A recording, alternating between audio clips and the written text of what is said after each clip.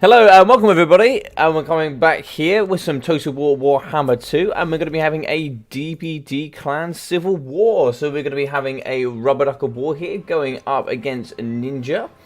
These boys here, two DBD members coming up against each other today, and we're going to be starting up here on River Amazons. I hope everybody's doing well today.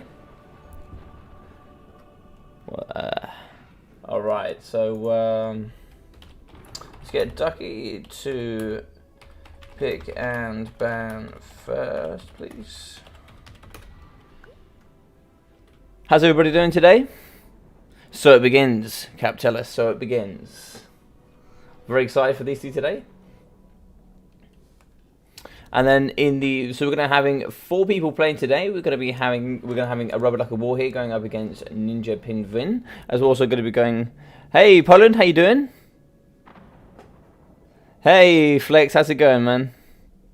And we're also going to be having Capitellus going up against Stormrunner in Game 2. So we're going to be having these 4 guys playing. So we're going to have 2 semi-finals and a final here. So 2 best of 3s and a best of 5 for you guys here on the stream today.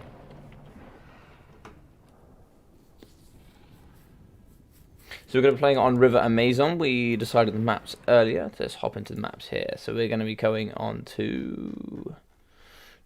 We're going to be going a River Amazon into Troll Country and Iron Sand Desert. They're going to be the first 3 maps.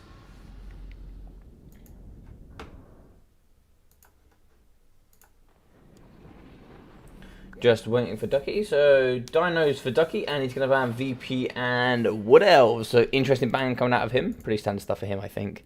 I think he doesn't want to be seeing that Dino versus Wood Elf matchup. And we're going to be having High Elves coming in, so we're going to have some nice dinos up against High Elves. So it'd be really, really cool. So how's everybody doing today? Everybody having a good day here today?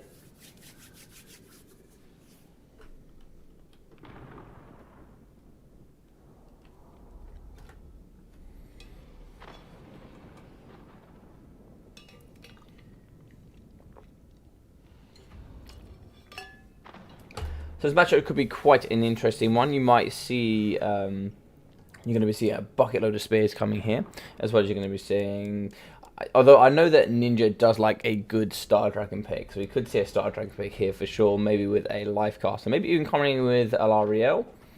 And Ducky does love the triple Dino build, so he could be coming in with quite a few dinosaurs, including probably a Carnosaur, maybe Mazdamundi, as well as the Thunderous one coming in today. You might be seeing some sort of Silvering Guard mixing in with the normal Spearman. And you might see a nice back line of, say, Lothran Sea Guard might be quite nice here. And for Ducky, you're probably going to see some poison in a pocket. You might even see some memes. You really don't know with Ducky. Calling a dragon or 2. You could see...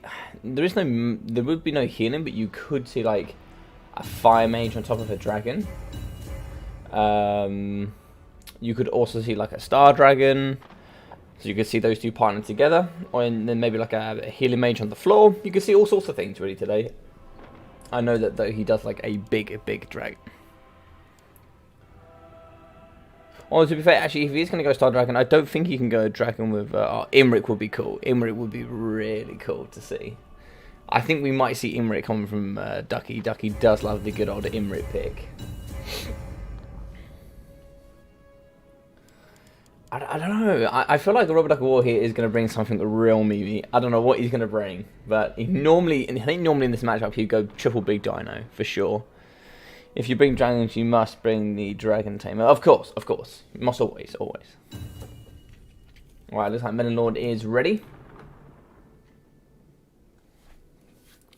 So what I'm going to guess here is 3 big dinos or a complete meme, and that's what I'm expecting. And I'm expecting at least a Star Dragon and some Silvering Guard coming in from Ninja, or a complete meme. I don't know which we're going to see of either, but both of these definitely capable of doing either.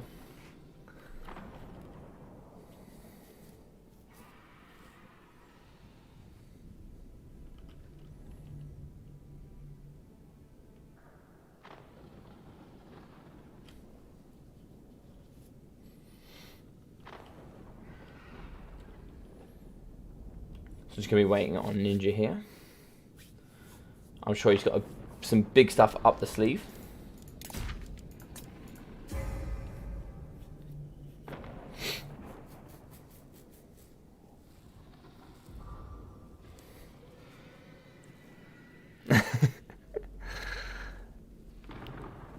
6 Pterodon to harass the dragon. Now that would be elite. I would love to see that micro. I would love to see it. These two obviously played together quite a bit before, so they sort of know what each other's going to bring. So it could be quite interesting to see what either side's going to do. And being that they know each other quite well, maybe one of them might try and go really different. Just bring something completely random, and I don't know here today.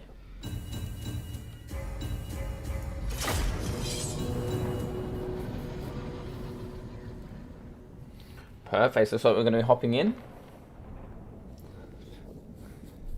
Kuja Jr. online. What's up with Kuja?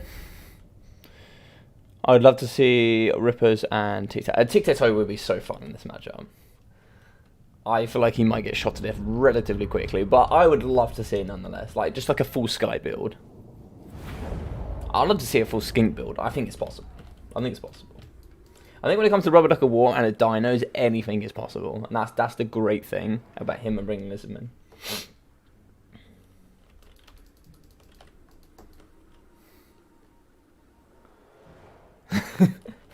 If he brings TTT, he wins my heart from the beginning. Like, alright, so let's get in here with the high elves. We're going to be coming in. Oh, what have we got here today? So we've got some Silver Hounds with shields, mixing in with some White Lions of Chase, some Spearmen, of course, in the front lines. So they're having 4 units of Spearmen, Lothran Seaguard with shields, just like 2 of those, and we're going to go in with the double Silver Hounds, and of course the big bad Star Dragon. We're also going to be coming with Atharion the Grim. Oh, that's kind of insane. I kind of like that. So Atharion going to be coming with Fiery Convocation, Tempest, as well as Apotheosis and Mistwalker's Barrage. So some really cool stuff coming out of him.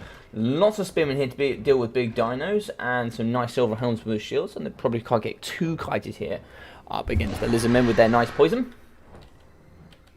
And some nice AP White Lines in the front. And what's this here? We've done some War Lions of Chase coming in as well. So some nice stuff there. These guys coming with some AP and bonuses infantry. So some good stuff in the front.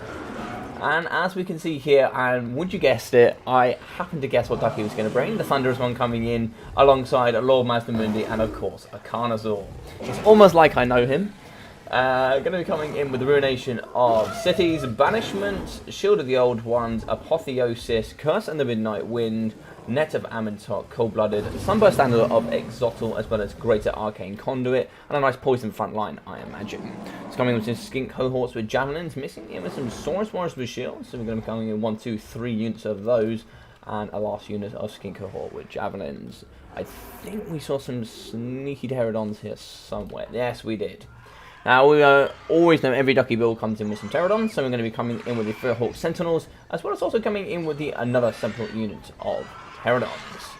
So just the double. I normally see him bring triple, but the double here.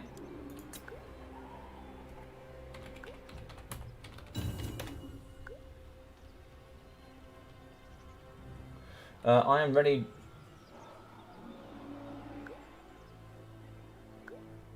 Okay, looks like they're both ready. Let's get into this. Oh yes, there is a 3rd unit in the back there. So there's a 3rd unit of Pterodon Riders in the back here.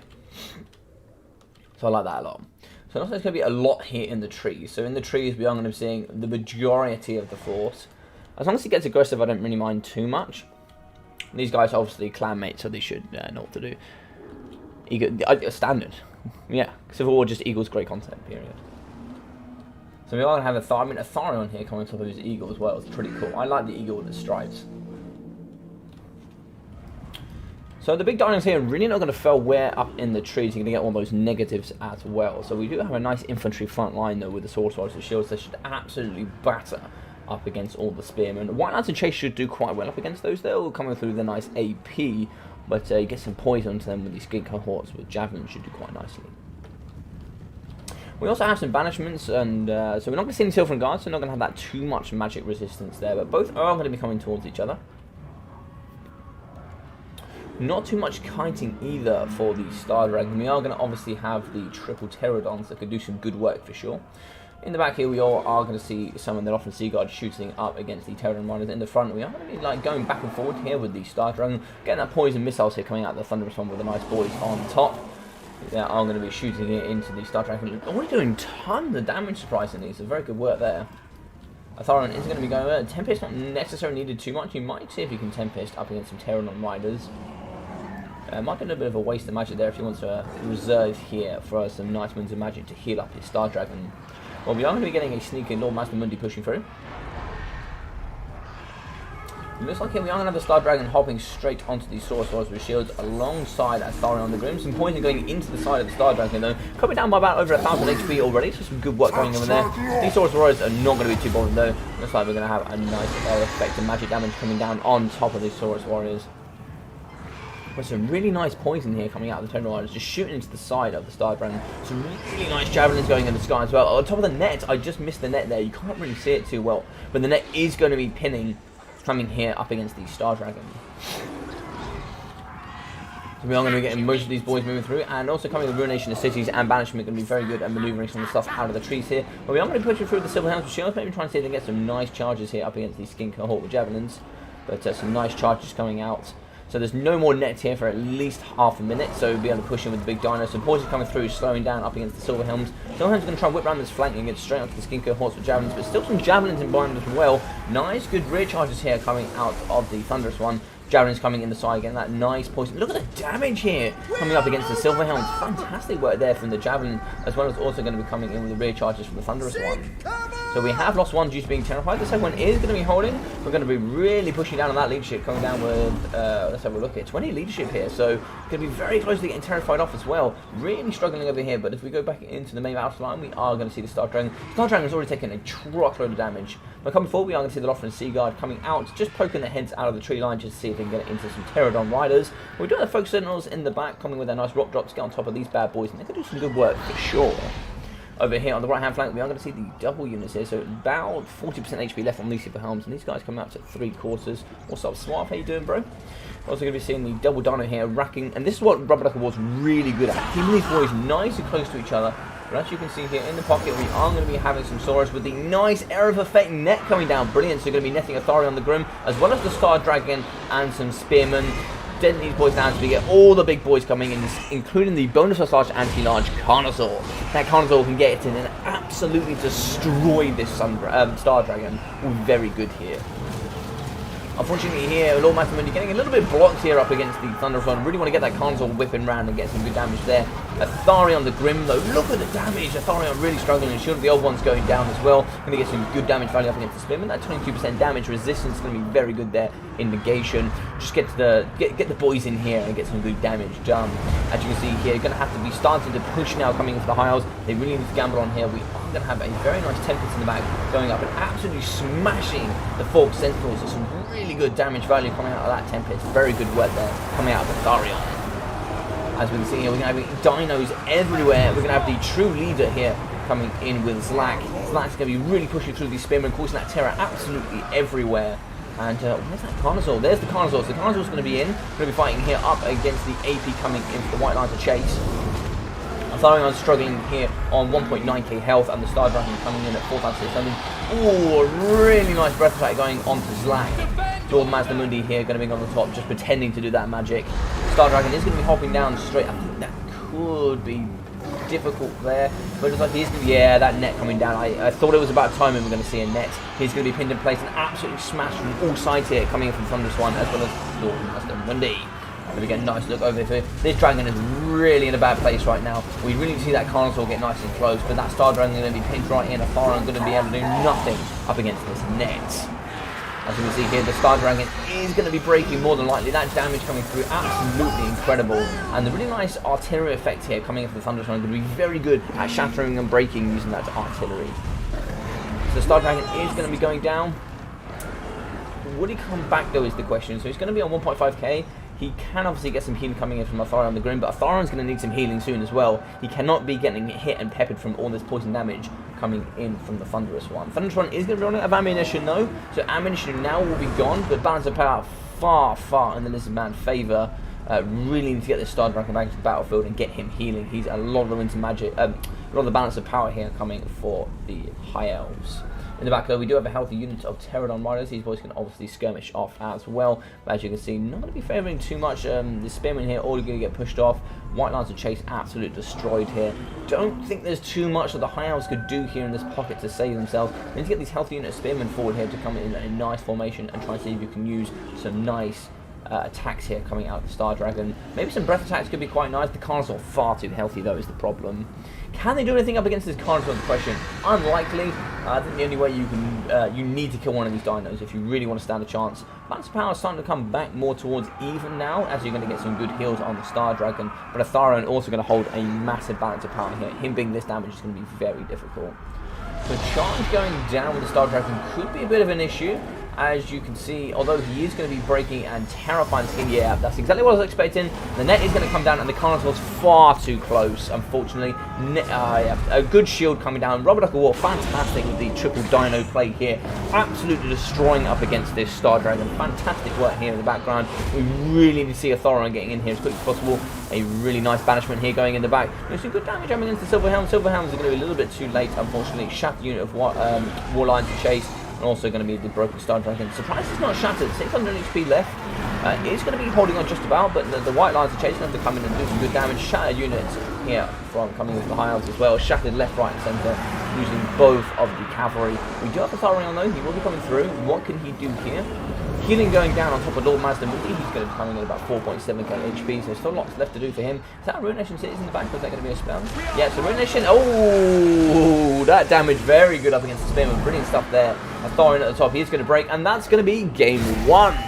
So brilliant stuff coming out of Ducky. What a great game. Brilliant game there.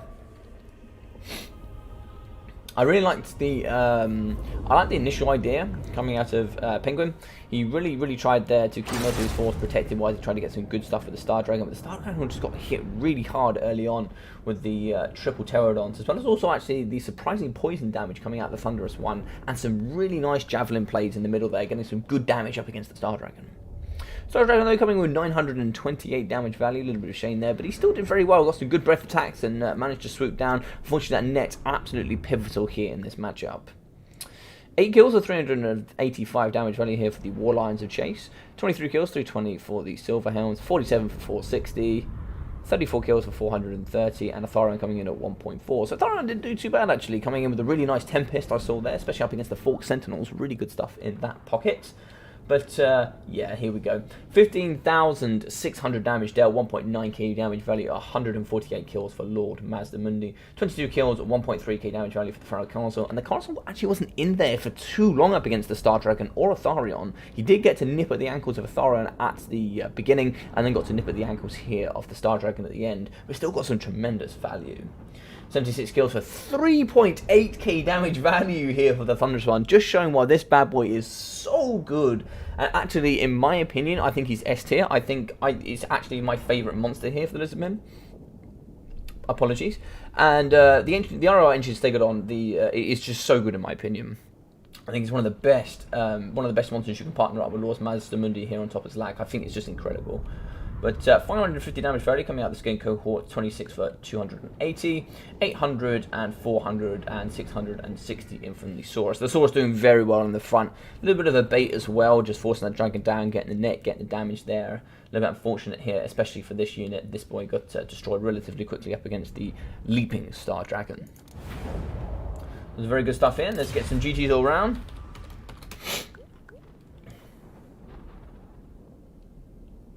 Right, let's have a look here, see what the boys are saying today. Yeah, the Dragons need some love.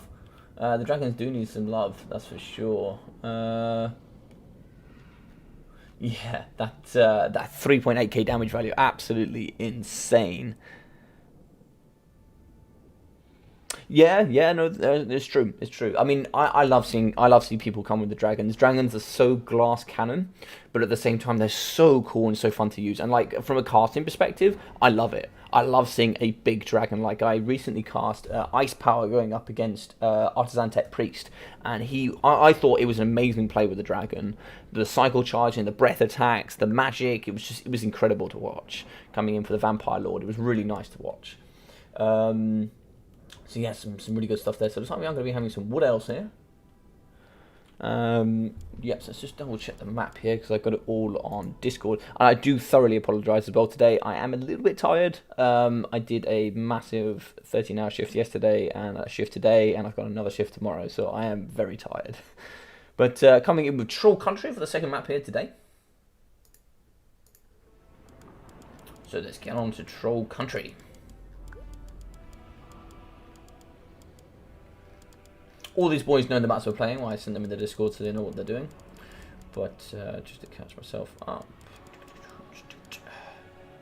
Troll country, perfect. Logic is Gromby still in chat? Oh, is Grombino, you still in chat? Is the big Grombino? Hey, Ubus, how you doing, man? Is Poland, is Gromby still in chat? Grombino was in chat. Don't know if I can see him. Gromby. Check it now for you. I think he needs advice from the people.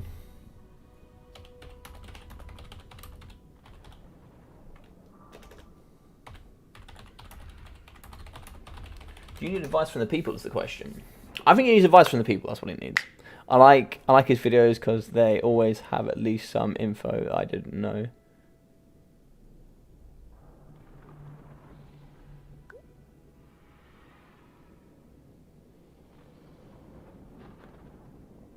Yeah, he does make some good videos. Yeah, nice, Poland. I think you do it for the people anyway. What did he ban?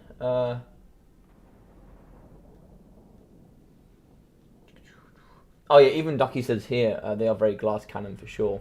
But the one thing I really like about the Star Dragon, especially up against the dinos, is his breath attack is bonus first large. I think he wanted Dowie for him. Yeah, I think he should just go Dowie anyway. I love casting Dowie. For those who don't know, I'm like a Dowie main. Love Dowie. Dowie are the thing. The big grey beard's coming through.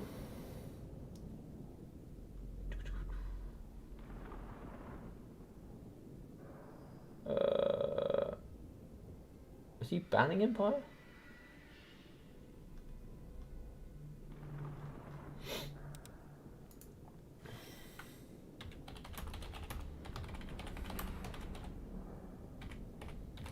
Let's just see if Ninja's banning. But yeah.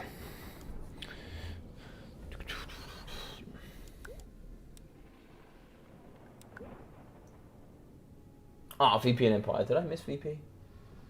Am I blind? There's Empire. I can't see VP.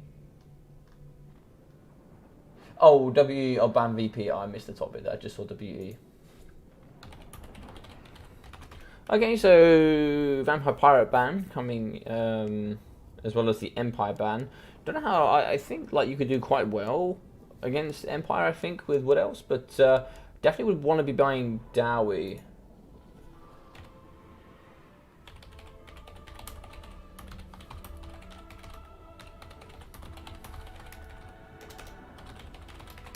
I'm assuming Ducky's going Dowie for the people. I'm assuming. I mean, what do you guys want to see? What do you guys want to see? Whatever you guys want to see, I'll tell him and he'll play it, pretty much. At this point. Alright, he's going down for the people. So if you guys leave some suggestions of something you want to bring, if it goes to Game 3, I'll just tell him and he'll do it. So. Alrighty.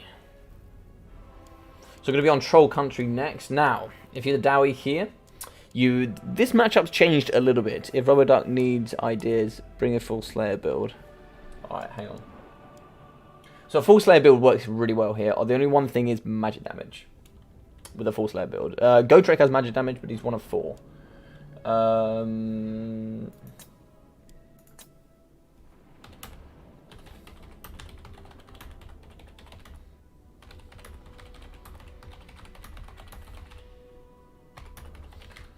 Right. I've messaged him. I said a full Slayer build has been called. So we'll see if he answers the calls. We'll see if he answers.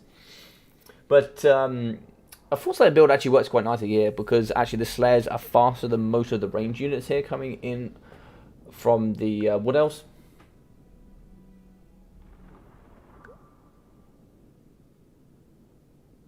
Oh, I think there's an item coming in here from Ninja. Maybe there's what item could he be thinking of?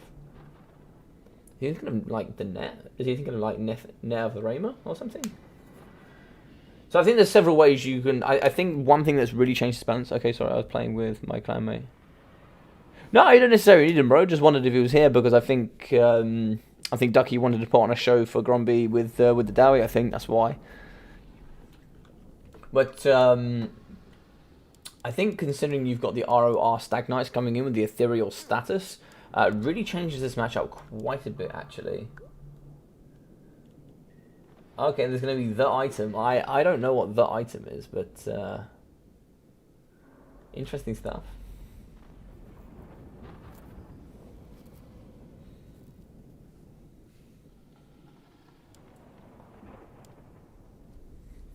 But could we see a Forest Dragon here? Now, I know Ninja does like dragons, so we could come in with a Forest Dragon, for sure. I think we're going to be seeing a bit of a build here coming from Ducky. I don't think we're going to see anything sensible. If I know Ducky and I know Ducky well, we might full well see a Slayer build here.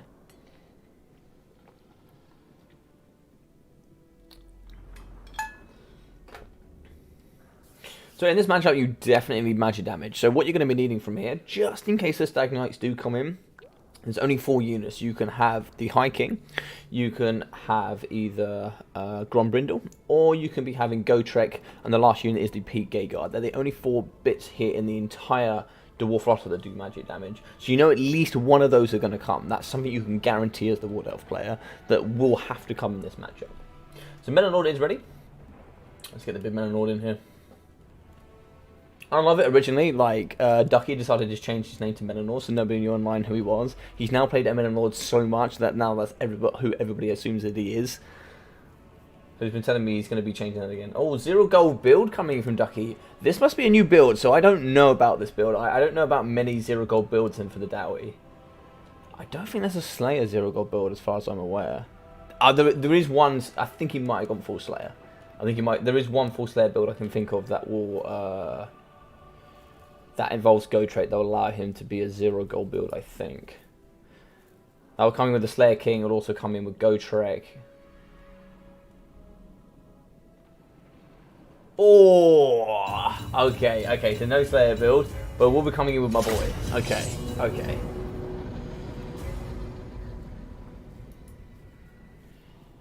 Oh, I'm excited for this. Shame there's going to be no Slayer build, but I'm interested.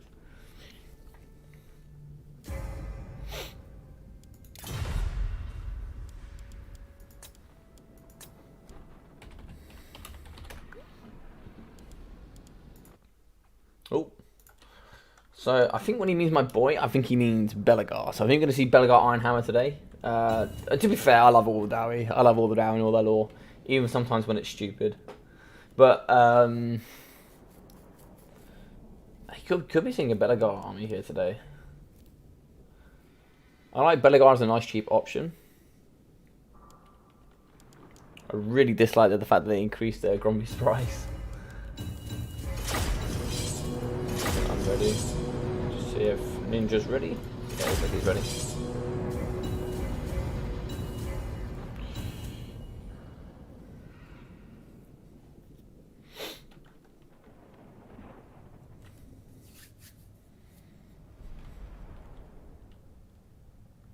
And to let you guys know that are watching today, we are going to be having Battlemania this week, but it's not going to be on Friday.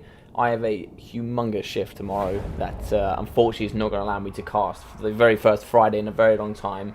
I'm not going to be able to cast on the Friday, but it will be going ahead on Saturday this weekend, so you guys can take part. It will be 5 PM BST for all of you guys to come take part, get some nice points, and maybe try and see if you can get yourself into the Battlemania Season 2 Invitational, which would be nice and cool. Okay, so it looks like a very wide army here. So we are going to be coming in with the Great Stag Knights.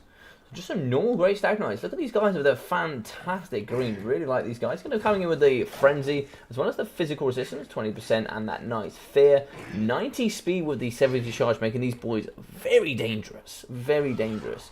We're going to be coming in with a couple of units of Glaive Riders with Spears, 4 to be exact. Also going to be coming in with the Eternal Guard with Shields.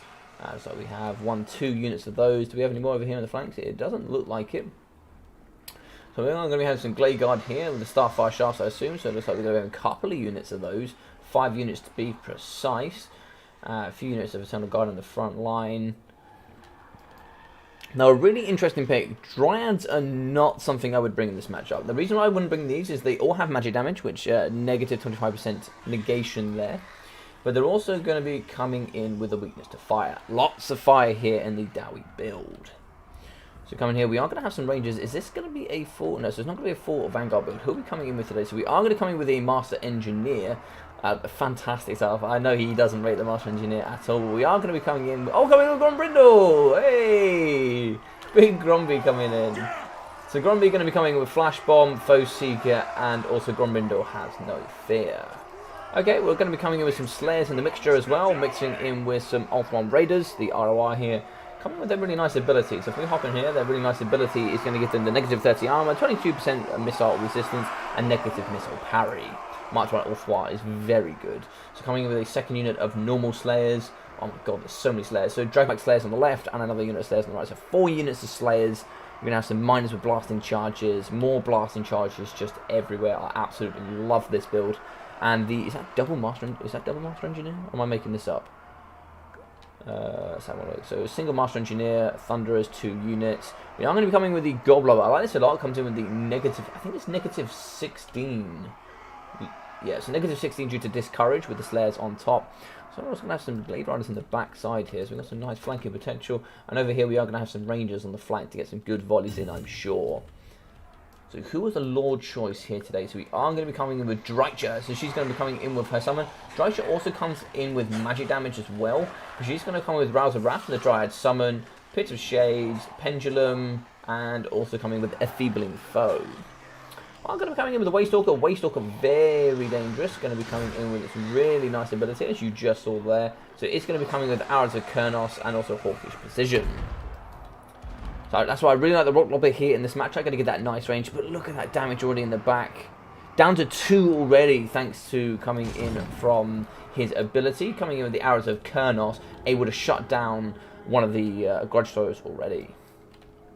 In the back here, though, we do have some Glaive Riders with Spears. Maybe get some good charges here into the Slayers, but they're really going to fare too well here. We are going to get some turnaround coming in for the Thunderers. The Thunderers can really pepper into the Glaive Guard here. The Glaive Riders, these guys only have 15 armor. But over here on the side, we are going to be seeing... that's really unfortunate here. Rangers are going to get caught up against the Glaive Riders. These guys will get pushed off relatively quickly. Looks like we are going to be filling back with the Force here, coming in for the Wood Elves. And we're just going to be leaving the Waystalker here to shoot 5 units. So going mass range heavy is really good for the Wood Elves. But some really good damage here up against the Glaive Guard, at least for 1 unit. Losing 17 models, some very good work going on there. This Force is probably going to have to start moving forward. And it's a really sad time when you have to see the Dowie go forward. So a half unit of Glaive Riders with Spears in the back. And looks like a quarter damage onto this unit. And it looks like here we are going to be breaking and losing up against the Rangers on the flank. But just the Waystalker here in the front on his own, he only has 42 speed. He can be caught here from the Dowie. Grombrindle only coming with 40 speed when it also includes Foe Seeker. So not too much going to be able to catch him. I think 40 speed in for the Slayers as well. So not much going to be able to catch the Waystalker. Would need to get a nice smoke bomb down. Arrows of Kurnos coming in the back. Is it going to destroy? Oh no, is it destroyed it? Oh, I think he just about got away. So he is going to have 2 Goblobbers left. If that destroyed another one, it really could have got difficult here for the Dowie. He's going to get chased using the Miners. The Miners are nice and close. I'm surprised they can't really get off any blasting charges. Maybe they're just a little bit too far out. I guess they'd have to stop and then throw and it'd be too far. But a little bit of an overextension coming in for the Miners of blasting charges here. Dr. Jellyfish online. What's up, Dr. Jellyfish? How you doing, bro? The Glaive Riders of Spear is going to be coming around the flanks. Maybe trying to see if they can shut down up against the Thunderers. Dragonbacks in the here just going to be pushing out up against the Glaive Riders. You need to get them nice and tight. You need to keep this build nice and tight. Unfortunately, these boys are going to be getting shot in the back, and a nice rear charge here coming in for the Great Stag Knights as well. So I'm going back and forward, not really doing too much here. But it looks like they're just going to be duking back and forth. Some arrows going into the back of their own units there. A little bit of a shame. But maybe going to be see if they can bait it. That's so much damage coming up against the Great Stag Knights. Gromby going forward here. Hopefully going to get that flash bomb off and see if we can slow down up here for the Great Stag Knights. But oh, look at that damage. That is so good damage. This is going to be the best game you're ever going to see Miners get damage value. Some Thunderer smashing through the front line, as well as also coming in with the Ultron Raiders. But was there an ability that went down there? Yeah. Oh, Flash Bomb going down for the negative 24 mana damage. That is such an expensive unit to lose off the rip there. So we're going to be having drives going into the front line. Blasting charges do go off, but it looks like here the fear is going to have a big effect on the Miners for blasting charges. Dryshit is going to be coming through the middle. She's going to be pushing onto the Miners here. Maybe try and see if she can bait out some of those blasting charges. Hey, Davina, how's it going? So it's like, yeah, looks like the miners are going to be wrapping round, but looks like Ducky's done very well there with the blasting charges. Blasting charges. Oh, no, no, no, no, no. Ah, so this is what... Oh, my God. The Ring of Tory here doing some fantastic damage. But we are going to be coming through here with a nice Vortex spell in the back up against the Alpha Raiders.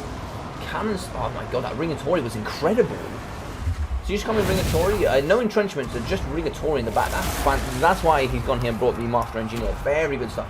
Breaking 3 units of Glade Guard here. Fantastic work here. We are going to be getting the Spears pushing through straight into the back onto the Thunderers. Nice big charge here coming out of the Master Engineer. He's not going to be able to stop this force, but there is going to be some drop back and some nice shots here coming out of the Raiders. These guys are going to come with so much AP value. It's going to be absolutely incredible. In the back, they'll be able to see the Glade Riders pushing straight onto the Dock Robber. And they're going to be shutting that down rather quickly here in the background. As you can see, 3 units, 2 wavering in the back here. The problem here is the stacking as well. Another Ring of Tory going over here would absolutely decimate both these units. In the front line, we are going to be seeing Dryads going up against Miners, as well as some nice AP coming in from the Eternal Guards. They don't have the bonus first large, but the AP is what's really important here. A shattered unit of Eternal Guard here in the pockets, and unfortunately having that Master Engineer free coming in with a Ring of Tory, which I should have double checked. I should have double checked that. I should have known that was coming. But over on the side here, oh my God, Drycha got pushed off as well. I did not see Drycha go down, so Drycha is going to be getting moved off the battlefield. She can't be chased. The Slayers are going to come, but she does have 43 speed. These guys have 40, but if she does come back, it's going to be very difficult to get her back into the fray here. Gromby going to be in the mix-up, getting him with 3,200 damage value, and he's obviously going to be unbreakable. Nice 43 speed coming out of the Dryads. They'll be able to push into the back up on this fortunate blob here in the back. You are going to be having Thunderers on top of Alpha Raiders, so they're going to be getting shut down here together. The Alpha Raiders are actually here, not where the banner is, but definitely going to be... Oh, so they just shatter, and that's going to be GG's. That was really quick and unfortunate. Unfortunately, they're just losing a few units. Drycha, they're getting lost alongside 3 units of Glade Guard getting smashed out against the Fire Ring of Tory. 95 kills, 1.7k damage value coming in for the Master Engineer. You've never seen it. Oh my God. Yeah, man, it's incredible. The Fire Ring of Tory is so underrated. Like, if you come in, like, if you're playing, like, Undead, like Vampire Counts, and you come in with a double Fire Ring of Tory, it's actually incredible up against Vampire Counts. 900 damage value for Gromby Grindle. 200, 250, and 100. 785 smashing there straight up against the Grey Stag Knights. 3 damage value, that's so unfortunate. 43 kills and 900 damage value for the Waystalker. These guys just got absolutely decimated. 44 kills though, 450 damage value, 160 and 280. Really unfortunate, they got caught by some really good stuff coming in from Rubber Ducky here. 64 kills, 890 damage value. Who caught Drycha though is the question. Yes, so much value coming out of the Thunderers because they were smashing straight into the side of the Grey Stag Knights. Unfortunately, the range is still getting 1-2-2, but getting pushed off relatively early. It can't have been Gromby, surely. Look at that, 12,000 damage dealt. Absolutely incredible. I don't know who it was. Maybe it was the Dragonbacks. Maybe the Dragonbacks did it on their own, to be fair. I mean, the Dragonbacks can do it. They don't have magic damage, but yeah, insane stuff. And that's the thing, and Ducky says it correctly. Ninja did get into the back line. And unfortunately, this is probably one of the worst matchups here for the Wood Elves, unfortunately. How you doing, Dr. Jellyfish? How's it going? Dryads don't do well versus Diet, I'm afraid. Maybe one Vanguard, but they're extremely bad. They are extremely bad in this matchup. The only reason I like Drycha in this matchup is need to Lotus Moon, invade our... Yeah, you do, pretty much. You pretty much want to go the ROR Stag Knights, just on the banking that you're hoping that they haven't got any magic damage. And even if you do, you're either banking... You know they're going to come with 1 of 4, so you know they're going to have either Grombrindle, the High King, or Gotrek, or they're going to have to come with a Peak Gate Guard. So you know they're going to have to put some investment somewhere, and it's going to be expensive.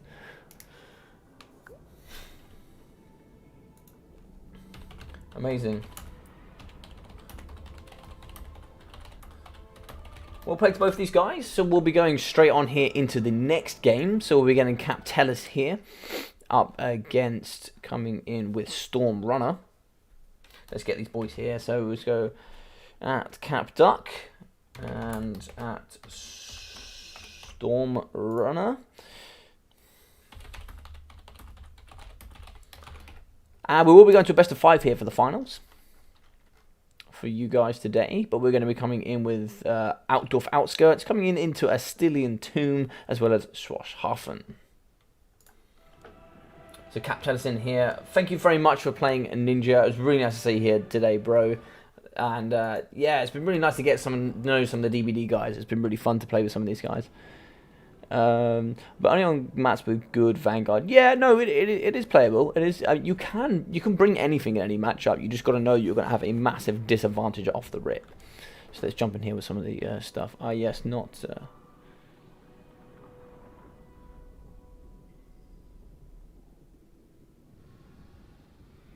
Yeah, the Black Dragon Egg is decent as well. I actually have that in one of my matchups for the Dark Elves. It's not as good as the Fire Ring of Tori. I really rate the Fire Ring of Tori. I think it's actually very good. It was a tough matchup, Cap. Yeah, you're correct. Yeah, both of these players actually blobbed a little bit at the middle part when it got a little bit dicey everywhere. Big quack for Rubber Duck. How you saying, bro? You good? All right.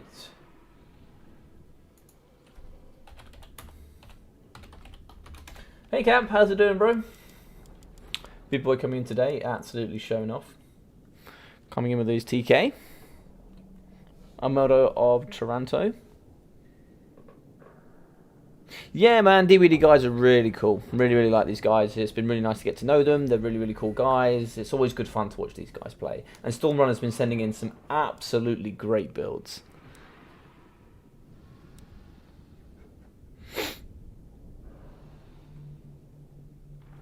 Johnny stream, see Ring do amazing. Good day. Thanks, Swiss. How you doing, bro? You doing well? Yeah, and I think the Lotus Moon is pretty good. So you're coming in from Divino. It's a good shout there. So you are, as I was saying before, you are going to come with the Ethereal Knights, and then you're going to be looking at probably like 5 units of Glade Guard Starfire Shafts. And you can maybe see some Waystalkers coming in as well. You know, you can see all sorts of things. Even the sisters are a good play, to be fair. Sometimes you've got to be careful with the sisters that they don't get shot, of course. But I am flipping a coin now. So I'm going to flip a coin now, guys. Heads or tails? Heads, Cap will tell us we'll be picking a bounty first, and tails, Stormrunner will be. So let's go. Heads is here. Let's go. Oh, right, it's tails, so Stormrunner.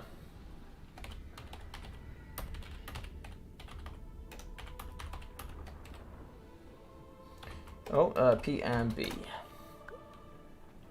So Stormrunner's going to pick a ban, and we're going to be going on to Outdorf Outskirts for the first one. Potato Man subscribe. Thank you very much, Potato Man. Thank you for the subscription. I really appreciate that. I'm sorry, I also don't know like if any of you guys are subscribing. I can't see all of you for some reason. I don't know why that is, but thank you very much for any of you guys that have subscribed. Mass Archers in the way I play. Yeah, I think it's kind of the only way to play with Wood Elves. You have to try and see if you can outrange and just out-skirmish the Dowie. Right, so just go Outdorf Outskirts. Should be at the top here. Lovely stuff. Yeah, that's...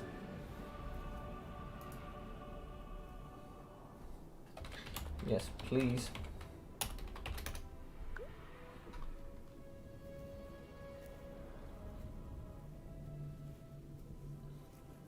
Yes, please. We're just going to do a nice simple one here where it's just going to be pick and double ban. When we do with my competitive stuff, when we go into Battlemania, you normally pick 3 and then your opponent picks their faction and bans one of your 3, and then they have 2 left to pick from. So it looks like we're going to be Chaos, banning Counts, and Greenskins. Now, I really like that. I think I kind of like Chaos up against Greenskins, though. I'll take TK. Okay, so we're going to be having Chaos going up against... How you doing, Mantis, bro? Coming up against TK. So I'm not a particularly big player of TK. But coming in here, you could definitely see a Sigvold for sure. Sigvold is very tanky. I actually did some stuff coming in. So me and Flex did some testing using... we did actually lots of testing coming in for Chaos Lords and seeing what they're good up against. Obviously, it was a bit of fixed testing where you had one Lord go up against one Lord and you just sort of saw how they fought things out. We just tested some things and some units and some ideas for Chaos. And, yeah, you could... I don't have a big knowledge here, but I think you might see him. You'll definitely see Sigvald, I think, maybe coming in with his ROR units. The Mirror Guard, a nice wide line of Marauders. You'll definitely see some Skirmish Cavalry as well. You might see some Horse Masters here. It'd be really cool to see a Hell Cannon. It'd be really cool to see a Hell Cannon. How you doing, Scotty? How's your day going, bro? Thank you for dropping by. Coming here, though, for... Could you see large entities here? I've never seen Captellus play before, and I've never cast a stream where Stormrunner was on either, so I'm not really too sure what these guys are going to bring. Who could you see here? You could see... it looks like Captellus is ready. I'm ready. I don't know what you're going to see from the TK. I'm really not a big undead player. Yeah, I really want to see a Hell Cannon. I really want to see a Hell Cannon. But you're definitely going to be seeing some... You could say Sothrael in here as well, the Ever Chicken. The Ever Duck could come in. I actually really like the Ever Duck. I think he's really good.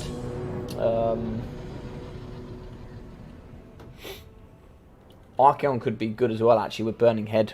And he's just incredible. Big Quack coming in from Scotty. Yeah, so I hope you guys are enjoying the DBD Clan Civil War. Just some nice fun here for you guys. Hopefully you can enjoy it. And who's excited for WWC this weekend? God, I'm excited as well. There's going to be some insane stuff this weekend, I'm sure. Especially after seeing Falcon getting knocked out here on Roboducker War Stream. So for those guys that don't know him, please check him out. Big boy there. He casted from the big Falcon yesterday. Not going to give you too much information, but definitely go watch that matchup out. Really like this map as well. Actually, you got some nice trees here on the flanks, and you can't you got, if you go down nice here, you can see some really nice terrain that you can utilize to your advantage. If you got some good things like Helmstorm rocket batteries, you can get some good fire over. You can really negate cannons here.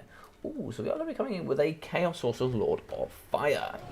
So some good stuff. We are going to be coming in with some Chaos Spawn. Really like Chaos Spawn here. Going to be having some Chosen with Halberds here in the pocket. So some very elite infantry coming out today. So we are going to be having 2 units of Chaos Spawn. Also coming in with the double Chaos Warhounds.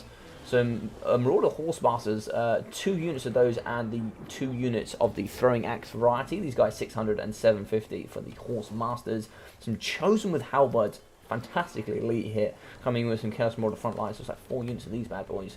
And what have we got here in the trees? We do also have some... Is that a second unit of Chosen with Halberds? It's a second unit of Chosen with Halberds. And we're also going to be coming in, of course, with the Chaos Sorcerer of Fire here up on top of his double-headed dragon. Now, if you have 2 heads, of course it's better than 1. So, obviously doubly insane here today. But coming in with Arcane Conduit, as well as coming in with the Burning Head, Flaming Sword of Ruin, Fireball, and the nice Direfire of Chaos. Also going to be coming with Kindle Flame and the Blasted Standard for the Missile Parry. So some really nice stuff coming in here, some really good mobility. So we're going to have 2 units of Skeleton Horse Archers. These guys do have 140 range, so some very good range coming in from the Horse Archers, but only 76 speed, so not super duper fast, but still going to have that good range. In the front line, we're going to see some Skeleton Warriors coming in the front, so at least 3 units of these. Do we have any more on the flanks? No, just 3 units of those, mixing in with the Kepra Guard. So the Kepra Guard here are going to be coming with that regeneration, and lots of other cool items. So that nice regeneration and fear, going to make them very good with their magic attacks. In the front, we are going to be seeing Cetra the Imperishable. He's going to be coming here on top of his chariot. Going to be giving that fire damage. I didn't know he had fire damage on top of his chariot, but very good stuff there. He's going to be bonus his infantry, anti-infantry, coming in with the Wrath of Petra. Also coming in with Nura's Invocation of Protection. Also coming in with Incantation of the Cursed Blades. Over in the back as well, we're all going to see some 2 Guard with Halberds, the double, and the double Bone Giants. So some really good stuff here coming with the double Bone Giants, as well as the Casket of Souls here in some Skeleton Spearmen. So some really good stuff here coming out of Captellus. This is going to be very difficult to break down. So some kiting from the rip here coming out of the Skeleton Horse Archers. They could be caught here very quickly if they're not careful. So some big shots going into the Unbreakable Chaos Spawn here. So some very good work there. Big smashes in the front of the Chaos Marauders. Really like using the Casket of Souls to deal with some good chaff. Coming in the back though, doing some fantastic damage up against the Marauder Horsemasters. These guys do actually have very big hitboxes here on top of their horses. So not too much infantry here. We are going to come in with the double Chaos Warhounds. What's up, PE bro? How you doing? We're also going to be coming in... The Horsemasters as well as the 2 units of Chaos Warhounds in the back are going to be very difficult to stop. But you do have a lot of good infantry here. So what's going to be going down into this pocket here? So it looks like there's going to be a fireball coming straight into the pocket here up against the Casket of Souls. Against the Casket of Souls does some good damage for sure. But of course here you are going to be seeing some return fire on the Fire Sorcerer Lord. As soon as we do get the Chaos Spawn in here, it's going to be very dangerous, however. Look at that charge. Fantastic stuff on top of his chariot coming with that fire as well. Really good stuff charging here up against the Chaos Spawn. But in the pocket here, we are going to be seeing some Chaos Marauders going straight up against the skeletons in the front line. As well as the Kepler Guard are going to be really fighting up against a lot of entities here. That regen is going to be very necessary. But we are going to see a few units of Marauders coming on top of the Skeleton Horse Archers here. These guys do need to fall back and start utilising some of their front line. We are going to see the Spears pushing forward here, trying to blockade up against the Chaos Spawn. There's going to be so much here to stop up against the Bone Giants. There's going to be lots to shut them down and to stop them from shooting over time. Losing units such as Chaos Warhounds is no problem as long as you can stop the Bone Giants from shooting. But lots of damage here coming up against the Chaos Sorcerer Fire. Some really good juking here coming in from Stormrunner. Frontline though, we are going to be using 2 units of Chaos Marauders due to 1 Wavering. Once broken, this one doesn't look like it. A nice fireball coming down after the Casket of Souls. Going to be hopping on. Can we get rid of this bad boy? That's the question. He is going to be stationary for a while, which is going to allow the Bone Giant here to get some fantastic damage up against the Chaos Sorcerer. He's going to have his Boniface large armor piercing shots here coming in for the Bone Giant. There's some nice kiting in from the Marauder Horsemasters here. So big charge. Horsemasters definitely going to win this matchup when it comes to melee. As you can see, there's a whole back line shut down here. We really need to shut down this Bone Giant. As you can see, absolutely smashing up against the Chaos Sorcerer here. The double head not going to help him here up against the double Bone Giant. Etc. is going to be pushing as well. That 84 speed going to be very good at just poking in the behind here of the Chaos Sorcerer Lord of Fire. Just going to allow him not to be able to fly away here. He is going to be coming at 900, 500. If he goes down, this is going to be massive. Negative 16 leadership. He has shattered. Will he die is the question. If he dies immediately, that's an immediate negative 16. No, it looks like he's going to be left. So is that going to be negative 16 there? So, doesn't look like a negative 16 yet, but when he goes to the battlefield it will be negative 16. But a broken unit of Marauder Horsemasters in the back. Double Bone Giant, really something I did not expect to see here. So we do have some Marauders here on the fringes of the battlefield. These boys need to get back in as quickly as possible. Some Chaos Marauders here fighting up against the front line of the Skellies. We also do have the Marauder Horsemasters in the pocket fighting up against the Bone Giant. The Bone Giant will absolutely slap these guys there. Really pulling into the TK favour here. As we can see, the Unbreakable Chaos Spawn and it's like Stormrunner is going to pull out. Really unfortunate there. Dead Chad Chaos Dragon. I know, it's so sad. What are you saying, Dutch Favour? How's it going, bro?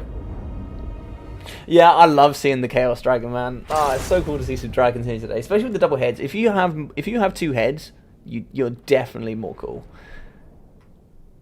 Dragons do die a lot these days. I remember, like, me and Ducky were talking and saying that dragons used to be OP for sure. Like, some people just didn't know how to deal with dragons, but these days dragons are very easily dealt with.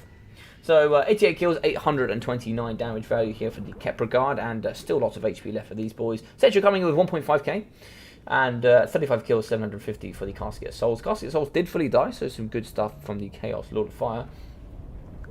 Apologies. 17 kills, 1,100 damage value for the Bone Giant. 1.1 also for the other Bone Giant. These guys incredibly healthy. 5 kills, 1,100 for the Chaos Sorcerer Lord. And frontline did okay, got some good kills, but obviously not too much damage value there. Unfortunately, the double chosen with halberds coming in. only 400 damage value for this unit, and the second one didn't even touch the fringe of the front line here. 370 damage value for the Marauder Horsemasters with throwing axes. 170, 300, and the Warhounds really not going to be able to do too much. And unfortunately, the double Chaos obviously not going to get in and do too much damage there.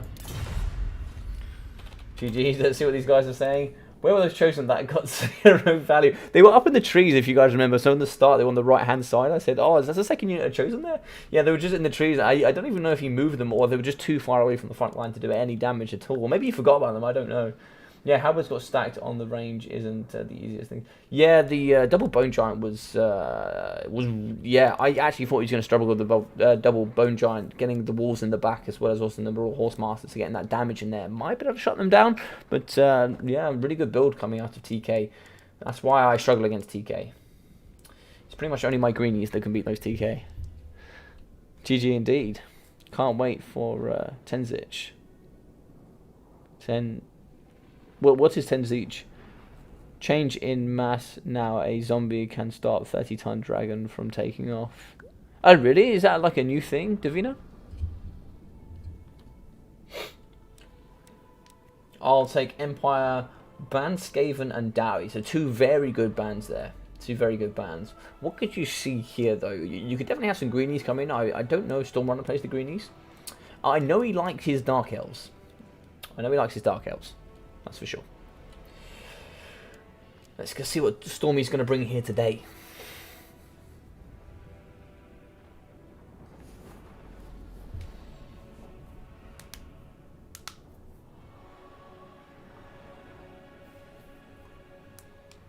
I like Greenskins here for the nice shutdown against Empire. I think, to be fair, Greenskins are good at anything at this point. The Charger of Ways. I actually don't know anything about him, bros. Tell me a little bit about him, Dutch Favour. Write some stuff in the chat. Give me some stuff to read about. One of the 4 gods of chaos. Oh, okay.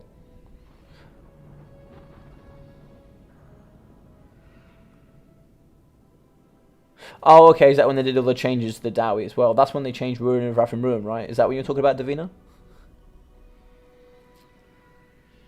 I feel that's when you were talking about. They had some massive mass changes for the Dowie as well, I think. Especially Giant Slayers, I think. Giant Slayers are now, like, hugely massive. Ooh, some lizards. Okie dokie. So, big lizards in the chat. So, what do we expect here? So, you could see a nice spear box coming out of Captellus for sure. With maybe a nice cannon, some hunt. Maybe you're going to see... What would I bring? Definitely bring some halberdiers and some spears, for sure. Oh, map, yeah. Estelian Tomb.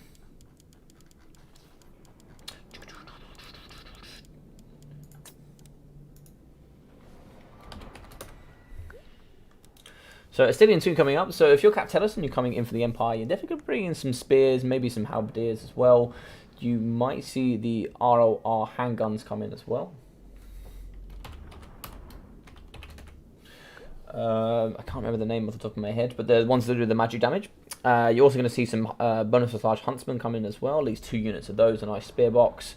And you could bring a life caster and the big Chad himself, maybe coming with the Rightland Rune Fang with the bonus for large, etc. Range is also meta. Yeah, it is really meta right now. It is.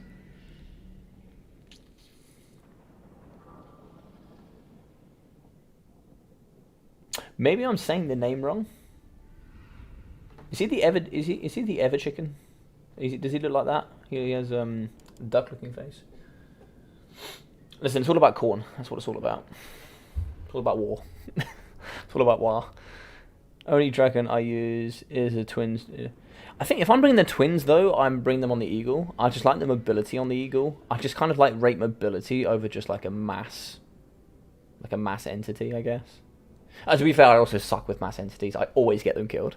But yeah, you're going to expect a spear box here coming in with some huntsmen, maybe a nice cannon. You might see the Chad on top of his griffin, also coming in with the caster of life. Or you could be, yeah, you could see something like that for sure. And maybe a nice net coming out as well for some light magic. Maybe just a single net and some Fair's protection. Or what you could see here is you could, no, I think that's probably what you see, yeah. Probably see Carla Franz, I think. I like Carla Franz in this matchup. So Stormrunners might be going with probably the... Stormrunner's probably going to go a little bit wide here. Maybe some Saurus. Probably going to be coming in with Mazda. Storm is the hero of the people, right?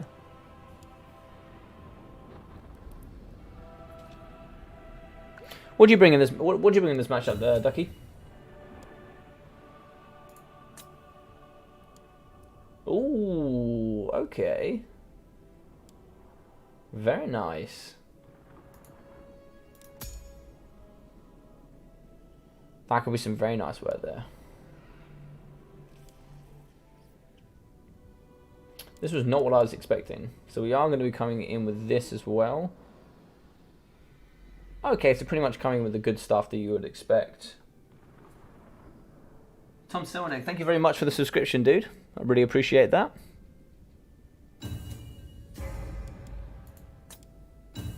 Ah, okay. Okay, that's not what I expected, but I like it. I like it. I like this a lot. I like this a lot. Very cheap as well. I wonder what he's missing. He's missing a few items for sure. He might be losing like some of his abilities.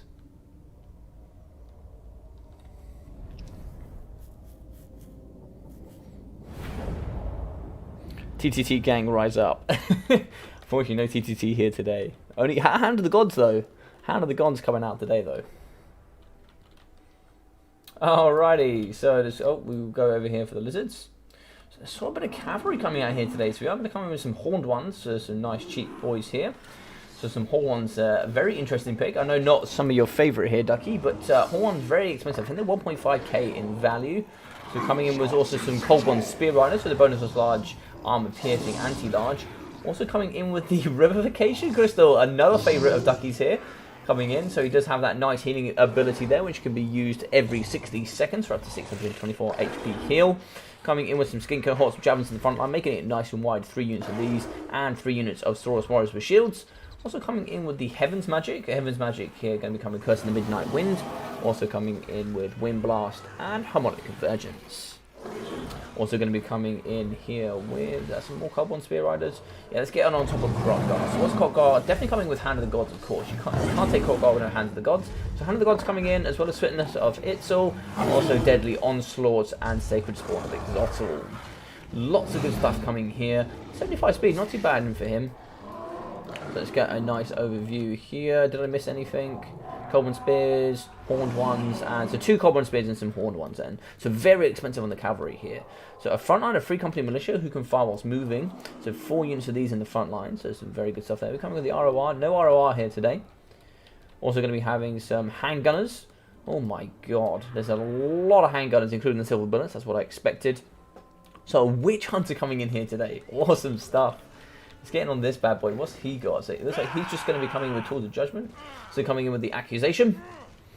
And we're going to be coming in with the big meme himself. Well, he's not a meme, but I like him. But we're coming in Voltmar the Grim. So Voltmar's going to come with the Grand Soul Fire, Grand Shield of Faith, Grand Hammer of Sigmar, Banishment, and the Jade Griffin. He only costs 2.3. I think he costs 2.6 with everything. So I don't know what he's missing. I can't see what he's missing.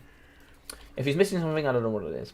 But he's coming also in with the double Rights Guard for the nice good charge bonus there. 62 charge and 66 speed. Nice heavy cavalry there with 120 armor. Very good. So just like, and some Empire Knights. So 3 units of Rights Guard and a unit of Empire Knights on the side. We're also going to have a unit of Terradon Riders in the back. Do we have any more?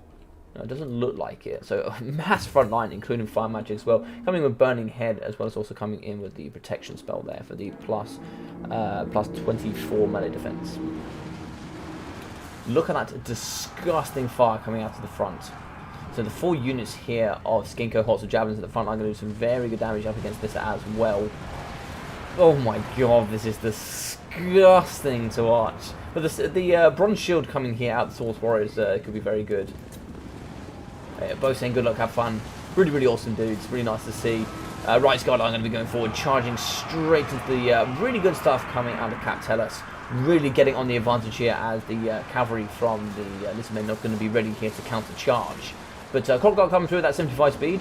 Rights Guard, I'm not sure how fast they are, so it's like a 51 speed with the poison as well, so they will be getting hopped onto. We are going to have some rock drops in the back up against the Terradon Riders. They're going to extend rock drops onto the handguns, so they're not going to be targeting the ROR here. But the rock drops here and the drop down as well, going to be able to break those units quite nicely. Also coming in with the Fear, going to be very good.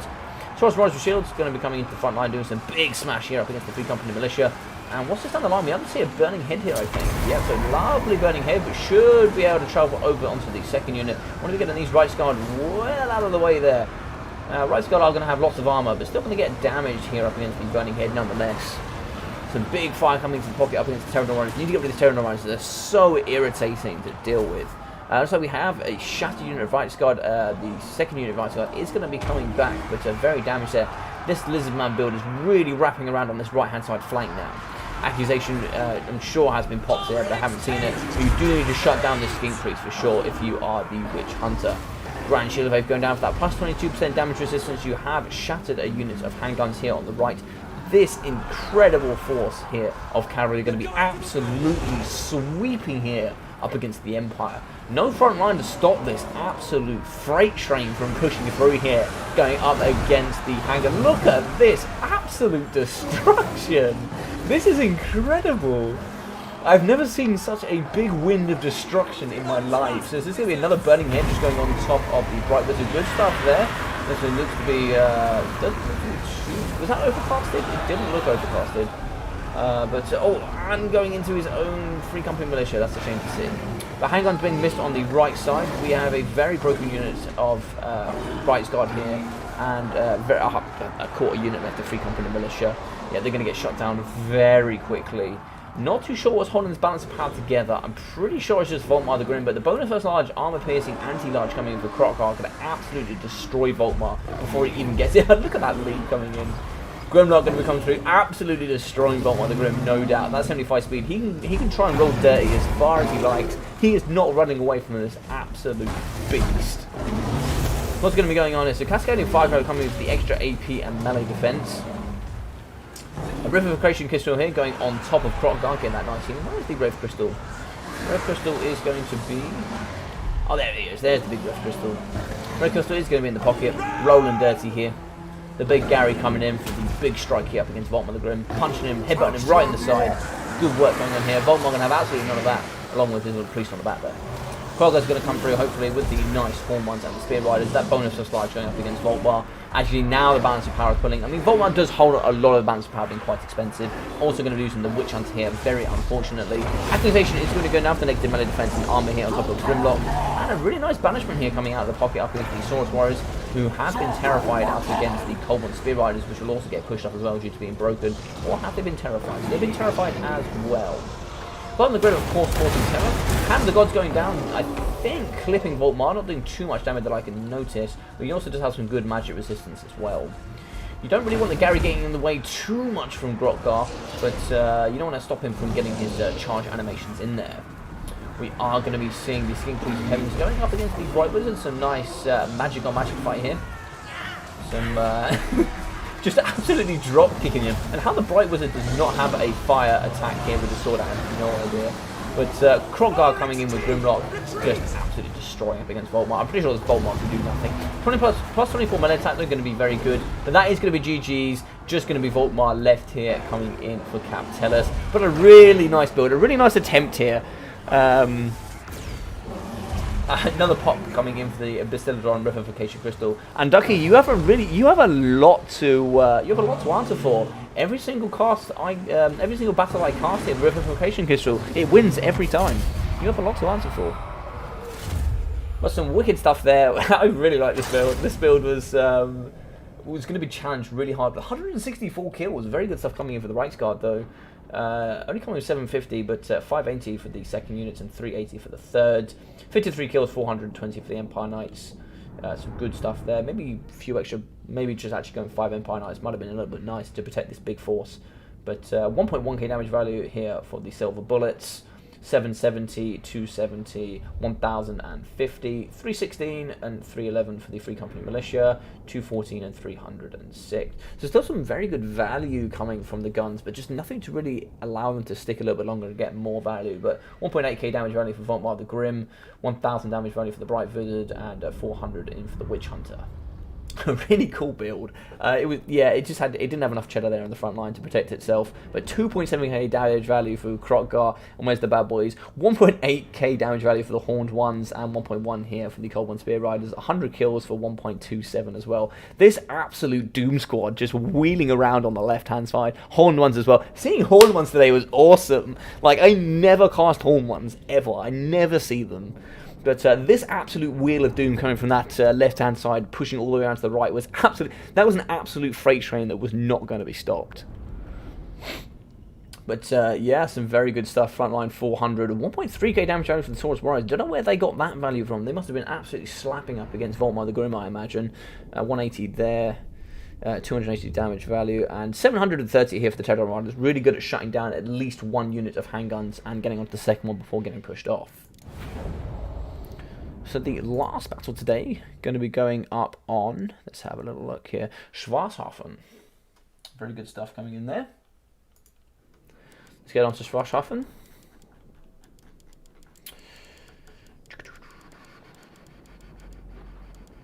There we go.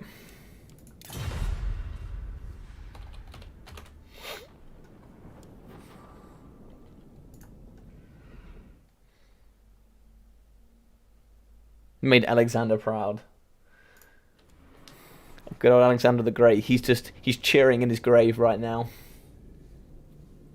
Oh, GGS1 apparently. Apparently I can't type. Oh man. Right, let's hop in with you guys. Krogar and Grimlock, the best love story. Of course, man. Of course. I actually don't cast. I've only actually casted one game from Uducky, I think, with Grimlock and Krogar.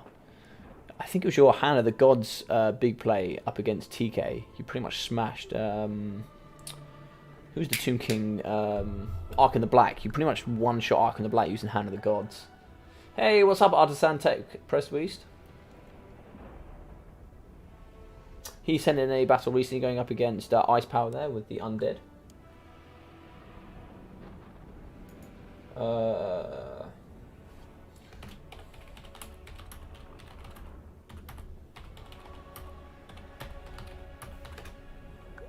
So, winner of game 2, pick 3, ban 1.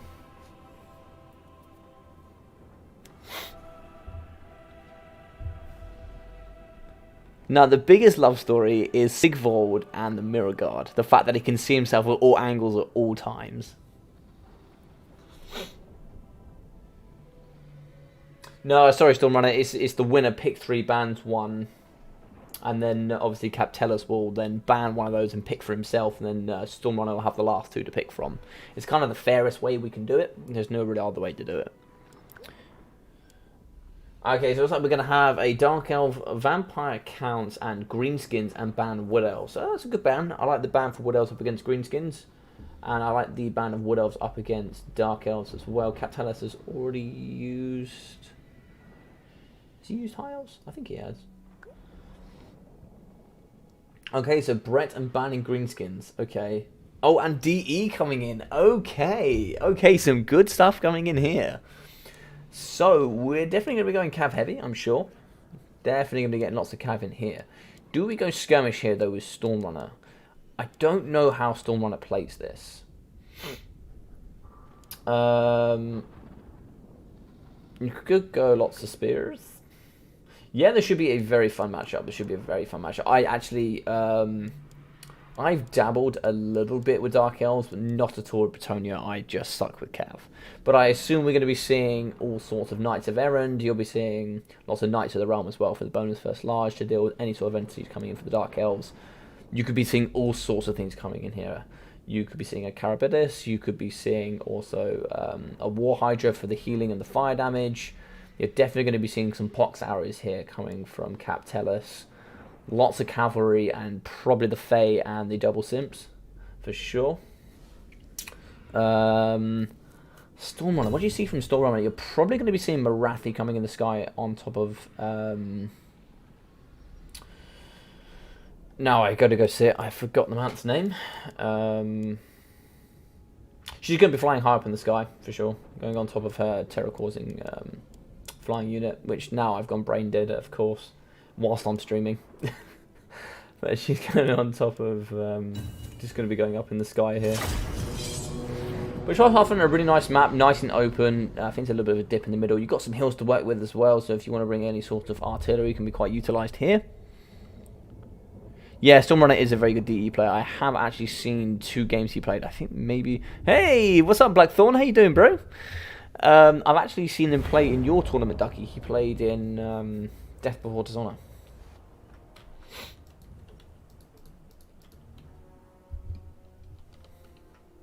The one thing here for Bretonnia they really struggle with is Terra, for sure.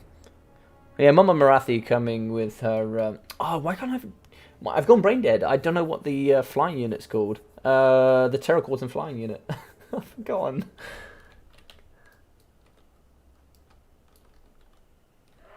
And yeah, I was right. So she's going to be up in the sky coming with... It doesn't look like much. Oh, it's just a high Beastmaster. I apologise. So you're going to be coming with a Whiplash and Stand Your Ground, Tormentor Sword, which is really good, as well as Beast Slaver. I was also coming with... okay. I can only be targeted if it's a flying unit, though. So that could be useful if it does come with a Skyforce, but I can't think of too much. But the Sorceress of Shadow is going to be on the floor, coming in with a few spells here. So going to be coming in with a Pendulum, as well as a Feebling Foe, and Mystifying Miasma, and Smoke and Mirrors for the plus speed. Dread Spears on the front line, mixing in with some Bleak Swords. We're also going to be coming with the Bloodrat Medusa. So Bloodrat Medusa here going to be coming with, yeah, just nothing, just coming with the Terror. Oh, maybe it's the ROR that comes with the auras, I think. So Bleak Swords in the front line, so we have quite a few units of Bleak Swords. So 4 units of Bleak Swords, and 3 units of Spears. Yes, and looks like some Blackguard and Nagrond here in the back. So we are going to be coming with 2 units of Reaper Bolt Throwers for the 350 range armor piercing.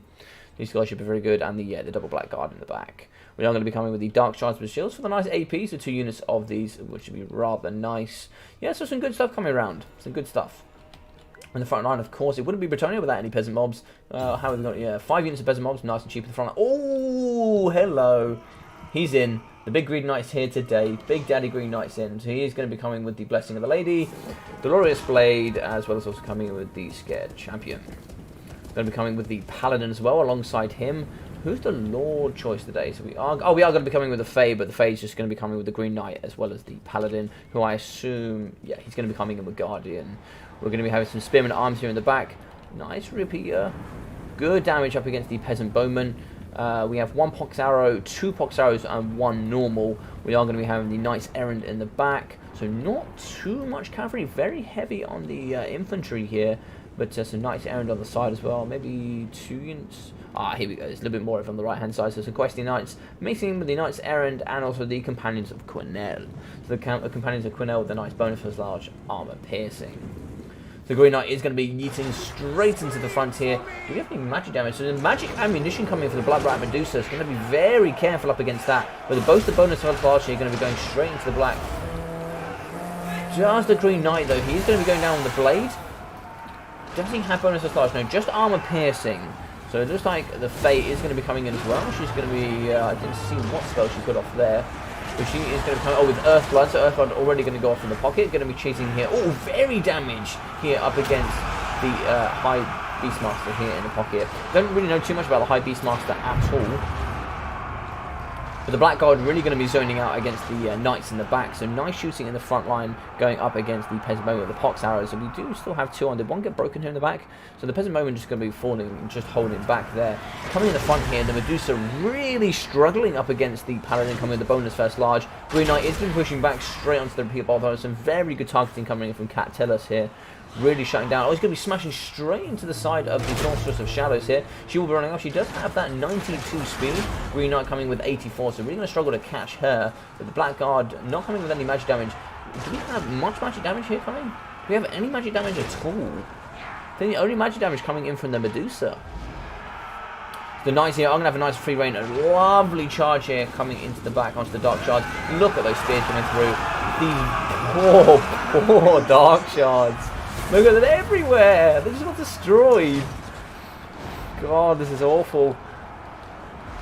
Hate to see it. Right, so we are going to be... The Fae has been isolated though. That's going to be isolated up against the High Beastmaster. So we are going to have Earthblood going down, Arcane Conduit. Oh, Regrowth going down. I apologise. Coming so close to a healing cap. It's already a nice charge coming in for the High Beastmaster. He does have some pretty good stats. 69 melee attack as well. What have we got here coming in the back? So we still have a nice core here. So we just have 3 units of arrows still online. 1 very close to breaking here. Not too sure why he's close to breaking. But still have some Dark Shards firing along with 1 unit of repeater. But we do manage to have the Blackguard of Nagond here in the pocket up against the Green Knight. The AP not going to be too valuable for these guys, but the bonus plus large is going to be very good, and the immune to psychology going to be very helpful up against the Green Knight. Although of course he does cause that terror. We're going to get some good value up against him. It'd be nice if you could abuse some magic damage there. But looks like the Fate is going to be on her own. Paladin is going to be coming in with the Guardian. Need to get the Paladin nice and close now. She's really going to be struggling here in this matchup. Pendulum in the back here up against the Horses. The Questing Knights really going to be struggling now. Might break here if you're not careful up against the Blackguard. And the Knights Errant are going to be getting shot here up against the Bloodrat Medusa. Bloodrat Medusa really needs to shoot this Green Knight. Coming with that magic ammunition will absolutely destroy. The charge bonus is coming in for the Knights Errant. Going to be absolutely smashing. Look at this here. Oh, no, they're going to be going absolutely everywhere here. Some really good stuff coming from the Knights Errant, but they're obviously going to get shot down here by the Dread Spears. Okay, so a nice bombardment here coming down on top of the Green Knight. Green Knight will allow him to get away. As you can see, are going to move in the Blackguard and Nagron. Still nice and even here. But as you can see in this pocket, all three of these boys and girls here together are going to be very scary for the Hero and Lord core. Some healing going down as well on top with an Earthblood. What do we have left here? We don't have too much left. We still have the High Beastmaster in the pocket here, getting some good damage already. He really wants to snipe out the Fae. If he can snipe out the Fae, that'll be absolutely insane. And could put him back into the battlefield here. But we do have the Bloodrat Medusa in the back. It really needs to start shooting. Can he get some good damage value here on top of the Green Knight? The only thing coming with magic that I can see so far. Some poison are going to be coming in for the Peasants though still. Getting some good poison up against the Blackguard and Aggron. Going to be reducing that AP, as well as also reducing those melee stats. In the back though, you are going to have some absolutely heroic peasant mobs fighting up against the Dread Spears, although the Beastmaster are going to come in and really push those off. That's really nice here coming with the 92 speed for the Sorcerer's Shadow. She's going to be able to move around and not get caught too easily. A 75 speed going to be coming in for the Paladin, but 95 speed will be coming in from the Fae. Bloodrat Medusa is going to be getting picked on here. Not a lot you can do to protect her, unfortunately. Only coming in with that 58 speed. She could try and turn her around, but I think she might have just tried to get the... Oh, Tormentor Sword going down here up against the Green Knight. Very good there with the Tormentor Sword. Just stopping him in his tracks. Turn around and shoot immediately. Shoot as much as you can into this guy as he can't move. So it looks like here we are going to be having a High Beastmaster with some healing coming on top of the Fae. Fae is going to be struggling. 1000 HP left. She is going to be terrified, and this is the biggest problem here coming in for the Bretonnians. Terror being a big thing here. Paladin also, Fae at the Fae going down there for the plus 40 melee attack, coming with a ginormous 85 melee attack. But also going to have no immune to psychology for this bad boy. And yeah, really going to struggle here. Oh, nipping at the ankles. Oh, is she going to get away? Oh, another charge in the face there. She is going to be shaken, but is she going to get away? 600 HP left. Beastmaster is going to be coming. He does have 85 speed. Oh, healing going to be going down on top of the Green Knight. Oh, she's got down. Brilliant stuff. Good stuff. That's negative 16 leadership here going map wide. But as you can see here, getting kited is the Blackguard and Aggron. These boys are going to be getting shot all day up against this range core. Oh, but also we have lost the High Beastmaster as well. He's going to be going off with 320 HP left. But we have the heroic peasant mobs. This is what we're all here for, really. To see these peasant mobs come in and absolutely destroy it. We're going to see a single unit of Dread Spears in the pocket. Going to be fighting up against the double hero. The Paladins still have lots of HP left, and the healing cap is just about coming in for the Green Knight. He'll get a lot of healing going in here. Still should be able to get up to about 95% HP. We do have some Bleak Swords on the peripheries, but there's not too much here left for the Dark Elves, unfortunately. We do still have the Repeater Bolt Thrower crews, but as you can see, we have lots of cavalry, including the Knights of Cornell here. I don't think there's too much you can do anymore. You do need the Bloodrat Medusa is the only thing left that can really save this matchup. I think unfortunately here is going to be all she wrote for the Dark Elves, but some nice value. Oh, really nice. Unfortunate stack here coming on, and some nice hits coming out from the Bloodrat Medusa, breaking up against the Peasant Mob. Broken the second Peasant Mob coming with the Pox arrows, but a charge is going to be coming in the backside from the Quenelles. Nice charge there, getting some good damage and breaking up against the Bloodrat Medusa. Very good stuff coming in for the Companions of Cornell. You're also going to be having the Knights Errant coming in for the nice charge bonus. She's going to be going down to 200 HP. She will be going down here, unfortunately, broken up against the Repeater Bolt Thrower as well. Pretty much just going to be the Sorceress against the world. We do have a unit of Blackguard and Aggron, but these guys are only coming in with that 24 speed with the poison, so really going to struggle here. We need to get a nice, good pendulum going along the line here of the Peasant Bowman. She's coming with a 92 speed though, so should hopefully be able to catch up against the Knights Errant. Might be able to force this unit off the map, but she needs to stay nice and close up against the Blackguard of Nagarond.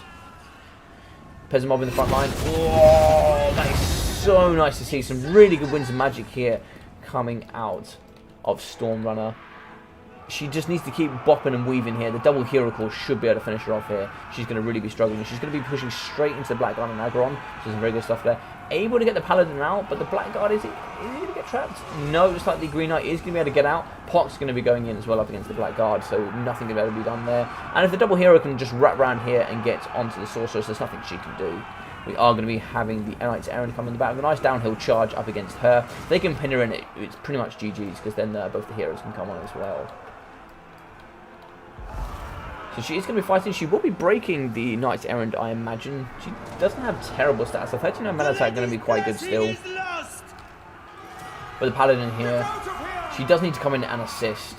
But I don't think there's going to be anything left here. Yeah, they're going to break and shatter, and Stormrunner did pull out. What an interesting game. Yeah, I thought the Blackguard would as well, but unfortunately there's nothing to support them. The speed and the poison coming out of the Pox Arrows was really difficult.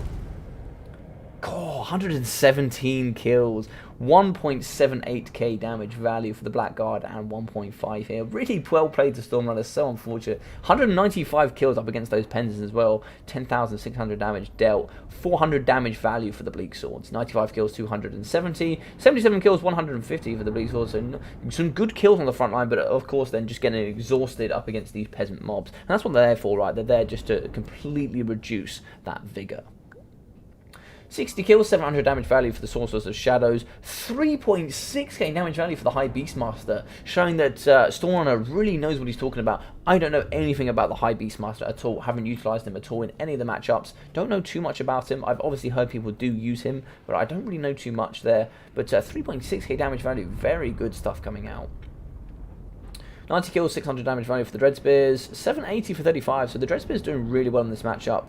And 47 kills for 630 and 26 for 260. 600 damage value for the Blood Rat Medusa, 440 here for the Repeater Bolt Thrower, and 360. The Repeater Bolt Thrower is really struggling, actually. That's quite surprising. I guess there wasn't too much to shoot, and I guess their main focus was the backline artillery.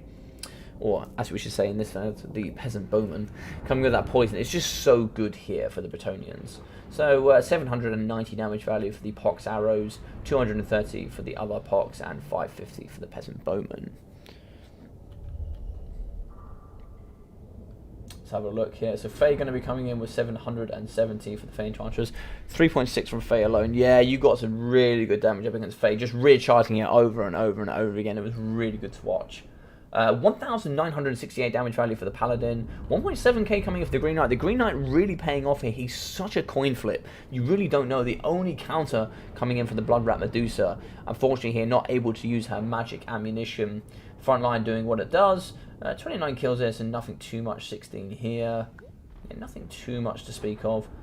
And 162 kills, 1.5k damage value for the Knight's Errand. That's some very good damage value there. 59 for 740 and 450 here. 166 kills, 1,200 damage value for the Companions of Quenelle. So some very good stuff coming in from the Questing Knights for lots of AP. Yeah, really enjoyed that game. It's not a matchup I know all too well. Here he is, the big DBD himself, Mr. Melanord in the final up against Captellus. Quack indeed.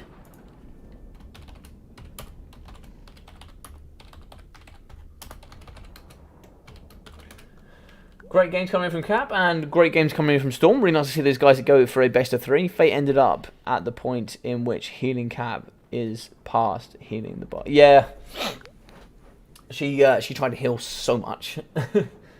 You two games were fun too. Yeah, these games were really cool. I enjoyed those. I really enjoyed those. Could really do with learning TK much better. That coming out of Captellus there in the first game was really fun to watch, actually. Seeing the double Bone Giant was something I just, obviously I know you can bring it, but it's something you don't see too often. Who picks first, Mr. Logic? Coin toss. So coin toss it is. So we're going to be doing coin toss. So heads it's going to be Ducky, and tails it's going to be Captellus. Alright, tails it is, so Captellus is going to be picking first.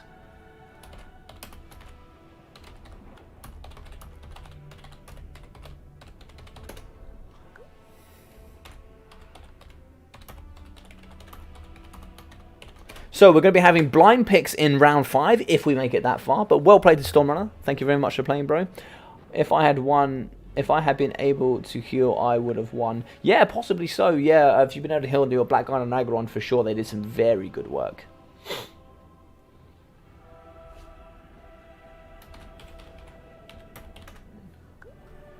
Sorry. Round 5. I don't know. I think it's because I pressed shift by mistake.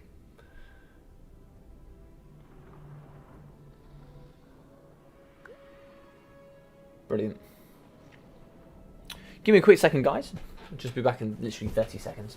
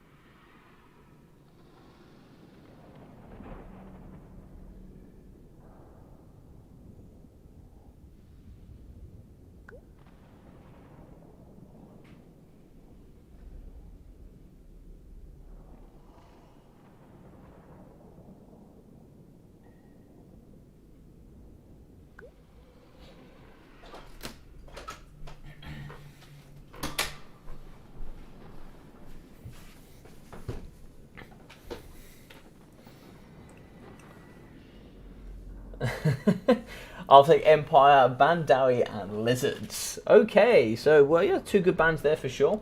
This is very good at shutting down. You could see a Norska here coming out of Melon Lord. He does like his Norskas, but he's very tempted to go Empire. I assume he means do it. And if he does... Oh, he's going to do it. I think he's going to do it. I think he's going to do it. Do you need that soul? Yeah, they do need soul. Coming in from Marathi, that would have been quite nice. Okay, so we are going to have some Empire up against Empire. I know Captellus is a very good Empire player. Docky knows what he's doing as well, but could be difficult here for him. That Melon Lord is kind of sus. You are correct, and I can tell you that it is sus.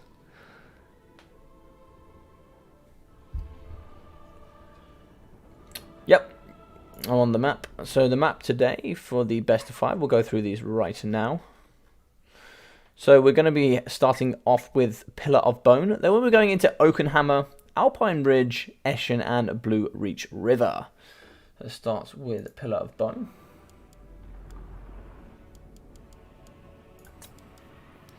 So Pillar of Bone going to be first. So a little bit of a smaller map here, and then Oakenhammer is quite a nice open wide map, and then Alpine Ridge going to be quite interesting for that ridge in the middle.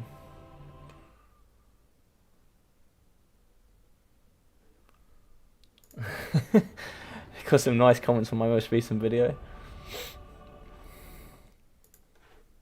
Alright. So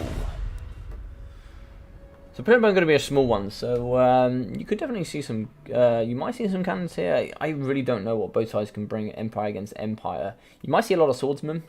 You might see some great swords. Probably going to be seeing some guns and some nice cheap cavalry here coming with some Empire Knights. Who do you see here as the Lord? You could be seeing the big Chad, big Carl coming through with the nice regen, coming in with the healing caster, with maybe a nice net. That'd be quite nice, coming with a net and the heal. So you can see if you can try get the regrowth and try and snipe some heroes and some lords. Can't tell us obviously far more know what he's doing. I'm sure Ducky here is sweating just a little bit. Not too sure what to bring in this matchup.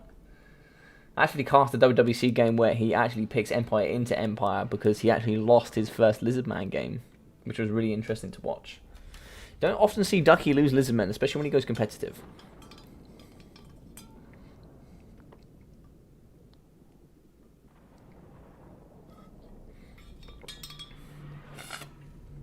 Quick coffee break here.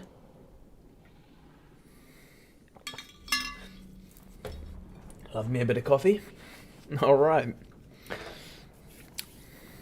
Well, while we're waiting, let's have a little look at Cap Tellus and see what he's bringing here. So you're going to be coming with the big... Well, I won't say any names just in case they are listening over here, but coming in with him today going to be very nice. Let's have a look at what he's going to be coming with. Yeah, so coming with all the big normal stuff, including the benediction.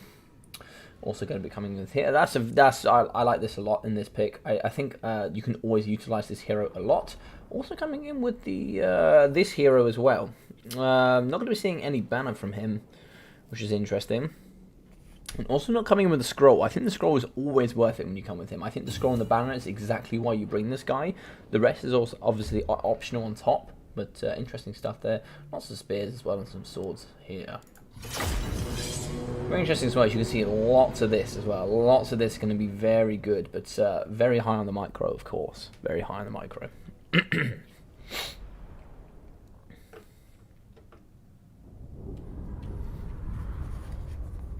So I hope everybody's having a good Thursday evening, wherever you are today. And for those of you guys who are waiting, for those that are watching right now, if you haven't, I'd really appreciate it if you drop the like. It just helps show interactions here on the video and on the live stream, so that hopefully it just gets showed to more people. So I'd really appreciate that if you don't mind either dropping a like or a dislike if you aren't enjoying the content. We're coming to the front line here. We're going to go with the Melon Lord himself, coming in with the nice red outside. So he's going to be coming... Oh my god. I actually love it. This is the reason why. This is the reason why. So coming with the steam tank with the 160 armor, Terror, and of course Unbreakable, 455 missile strength. This guy, very expensive, very memey, and exactly why we're all here. So coming in here with the Sigma Suns, coming in with their cream and green shields, nice units here. Unbreakable, of course, can be put in the front line and do some very good work. Halberdiers here, 2 units, some swordsmen, mixing in with some spears. It looks like without shields. So we are going to be coming with the Chad. So the Chad is up in the skies. He's going to be coming on with Deathclaw. He's going to be coming with Galmoraz, the Lightning Runefang, Stand Your Ground, and Foe Seeker. He's also going to be coming in with the Blood Roar as well for the -8 leadership on top of the Terror, and obviously the Fear going to be very good. He's obviously going to come with the Jade Wizard and the Light Wizard, as I thought he might, coming in with Regrowth and Earth Blood and Life Balloon. Going to be coming in with just the net here, coming on top of the Bright Wizard. Very interesting stuff. We are going to be coming with the nice gold Hammer of the Witches. These guys are obviously going to be having the triple gold chevron, so the more chevrons you add on top of the cannons, the faster the fire rate they have. Very interesting angle he's decided to go with here. Not too sure about that angle. Not going to be firing into too much here like that, but maybe he'll prove me wrong. But spears here on the front line, and we are going to be coming with the Helmstorm Meme Battery. So the Meme Battery here coming with all of its rockets. It's like a firework display, but fantastic stuff. Ooh, so this is going to be nice and wide, of course. So Sigma Suns in the front line, mixing in with some more swords. So we expected lots of swords here and some spears. So some nice cheap spears with shields. Lots of guns. So 3 company militia all over the place, including some archers as well for the 120 range. Also coming in with the Huntsman. I really like the Huntsman with the green. These boys coming with the bonus first large, anti-large ammunition here. Halberdiers in the back line coming in with the Warrior Priest with benediction as well for the nice +8 leadership. Voltmar the Grim in the front here coming with banishment and all the good bits and bobs, I imagine. So coming in with Grand Soulfire, Shield of Faith, Grand Hammer of Sigma, banishment, Jade Griffin, and benediction for the nice +8 leadership. Also going to have in the free company the double Huntsman. I think you said the ROR, yes, we're going to see the ROR Silver Bullets as well. Silver Bullets I think very good in this matchup. So there's going to be lots of range up against a Steam and Meme and lots of artillery. Can this front line hold is the question. You haven't seen spears nice and forward. I really like this play coming in from Ducky. If he can hold the fight over here, all of this range really going to start shutting down. So it looks like we have some... Oh, so the Deathjack archers on the left. I didn't see those on the minimap. I should... I'm too used to doing legendary quest battles and legendary streams. I don't check the minimap enough. But Deathjacks here on the side of the RR archers. These guys coming in with Snipe and Stalk, so they can't be seen while shooting. But some damage going up against the Sigma Suns. Some very good selection choice here coming in from Ducky. These guys obviously unbreakable, so getting some good damage there, allowing them to get shut down nice and quickly. Some nice firewalls movement coming out of the free company militia. You're going to be shooting into the front line of swordsmen. Swordsmen will be coming with the bronze shield there and the 35% missile resistance. As we are going to have the steam tank coming in the back, get some good damage value. He should be shooting here up against Vault Mother Grim. Massive hitbox here, some nice easy hits. But he's actually going to be shooting and punching straight in the face up against the Light Wizard. I actually don't mind that target there. Getting some good damage value. If you manage to get the Winter Magic coming out here, could be very good. So the Light Wizard is going to be coming in with the net, as well as that Fair's Protection and the Power Stone. So the Chad Griffin going to be coming in here. He's done lots of damage up against the Chad. He is going to be getting him pushed away here. So Grand Shield of Faith, as well as the Battle Prayer going after the plus 24 melee attack. Got a little bit mixed up there. So Chad is going to be getting away. It looks like he's going to be having Foe Seeker as well as the Rightly Rune Fang. So all his abilities are going to be getting used. Some good damage up on Vault Mother Grim. He will have that heal over time, plus 8 per second. But doesn't want to be losing Karl Franz too early to this mass range here.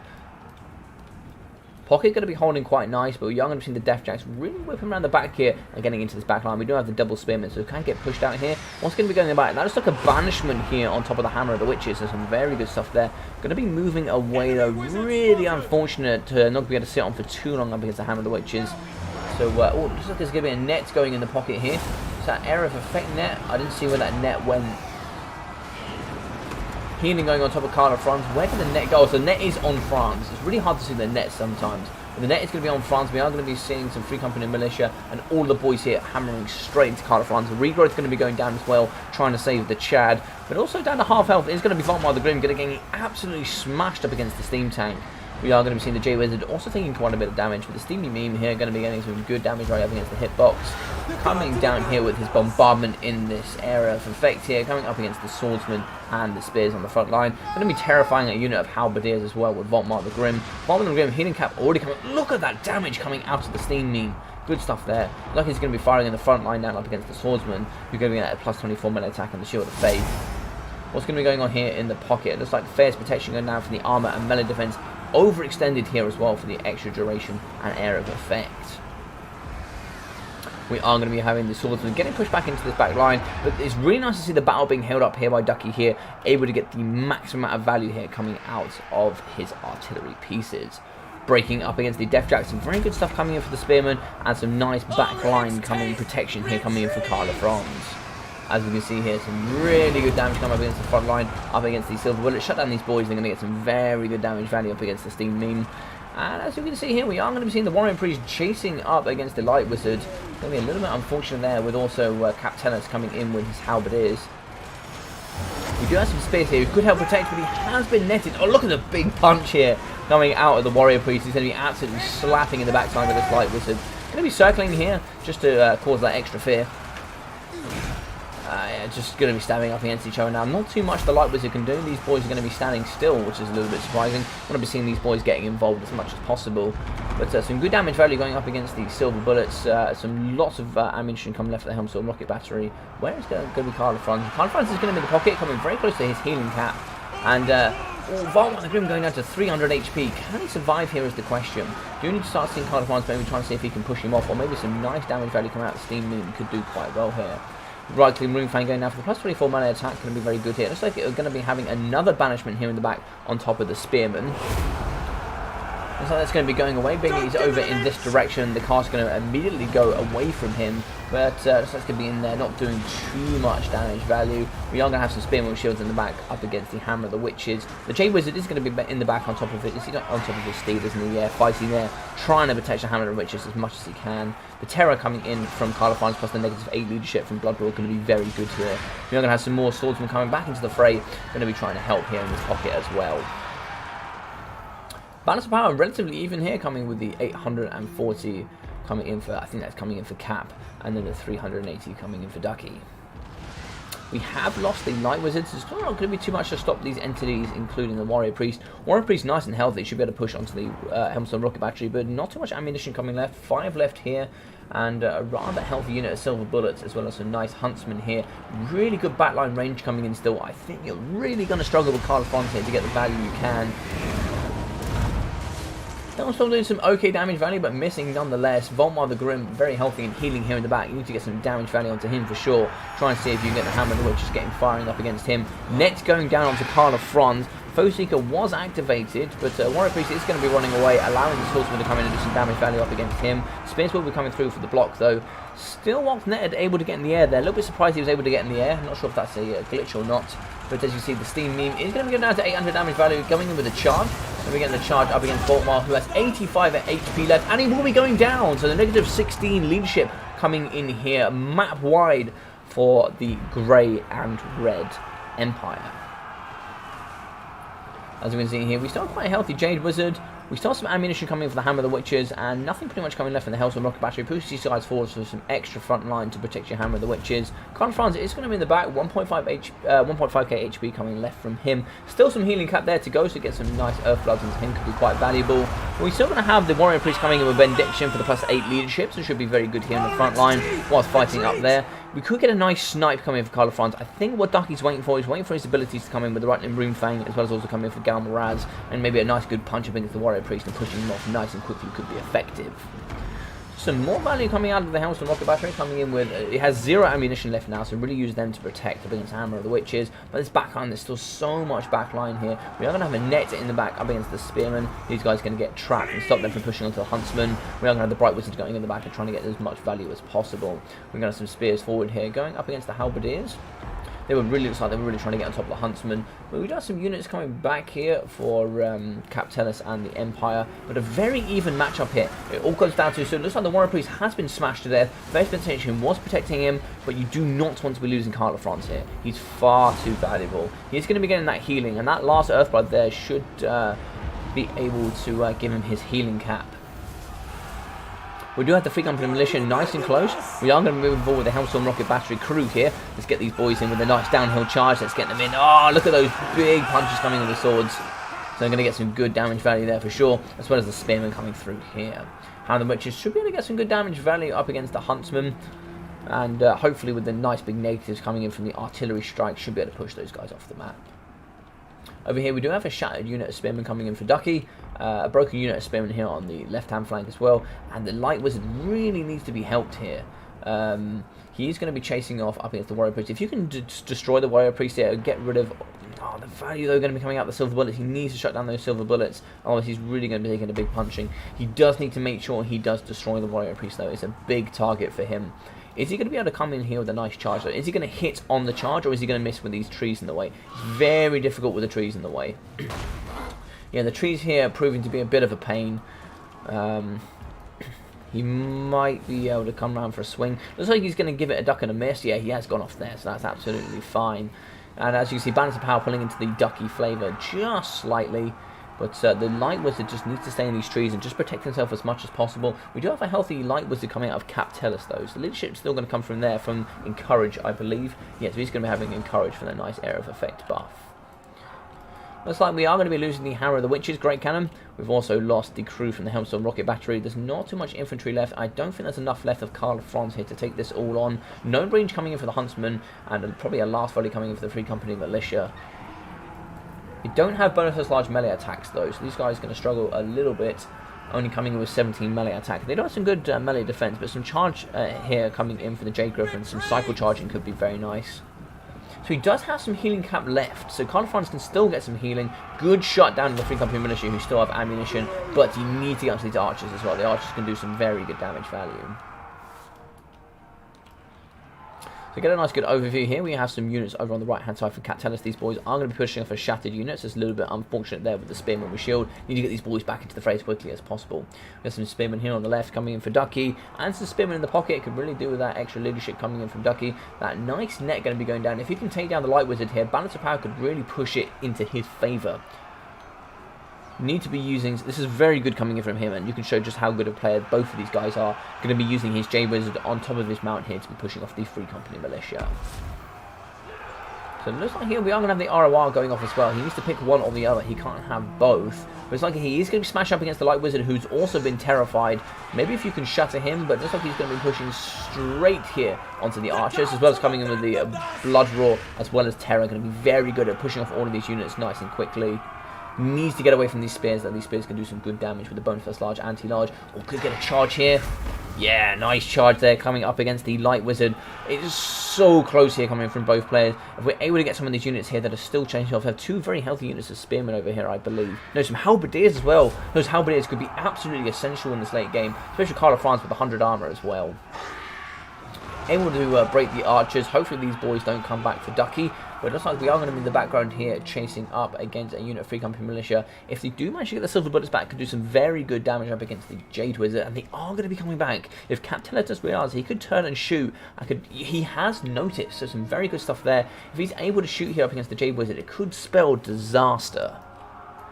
So very good stuff in the back. I'm going to be shattering the Spearmen. Ducky really not having much left here from infantry. So really going to have to keep Carl of France involved here. We do have a broken unit of Spearmen over on the right side. Is that his last unit of infantry? That is going to be his last unit of infantry, as these units here have shattered. He obviously has his Jade Wizard. But in the pocket here, we are going to be having Carl of France coming with that Foe Seeker. I'm going to be giving him... He does have his back turned, so a little bit strange stuff going on there. Not too sure what's happening with that animation, but has managed to terrify against the Huntsman nonetheless. But if he's able to keep terrifying these units, they are very close to the white line, so we could push these entities off. Is he going to be able to do it, though? A nice charge on the Spearman, I think, is needed. Because he is able to get the charge burn as well. It looks like he's going to go in the back and push up against the archers that have the ammunition. Not a bad choice there. Coming with 500 HP left. Yep, so he's terrified those and they're gone now. Is he able to fly over and terrify the Spearmen is the question. He's going to be charging the Spearmen. That should be enough to break them. Also coming with the Terror and the Blood Roar.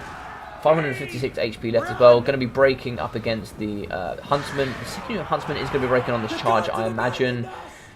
We do have the Silver Bullets. It looks like the Silver Bullets have ignored the Jade Wizard and will solely be going after Carl of France. If they kill Carl of France here, Ducky is starting to... he is very even here. It really all depends if we can get this core unit to stay together. Apologies there.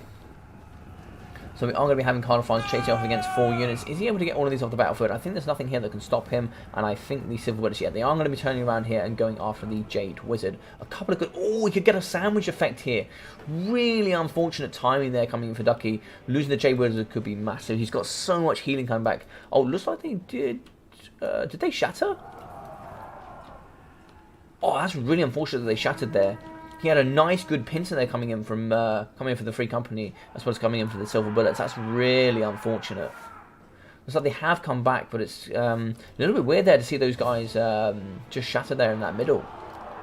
I'm not actually sure where they went. Oh, there they are there. Yeah, they did shatter. That's so unfortunate. I'm not too sure why they shattered.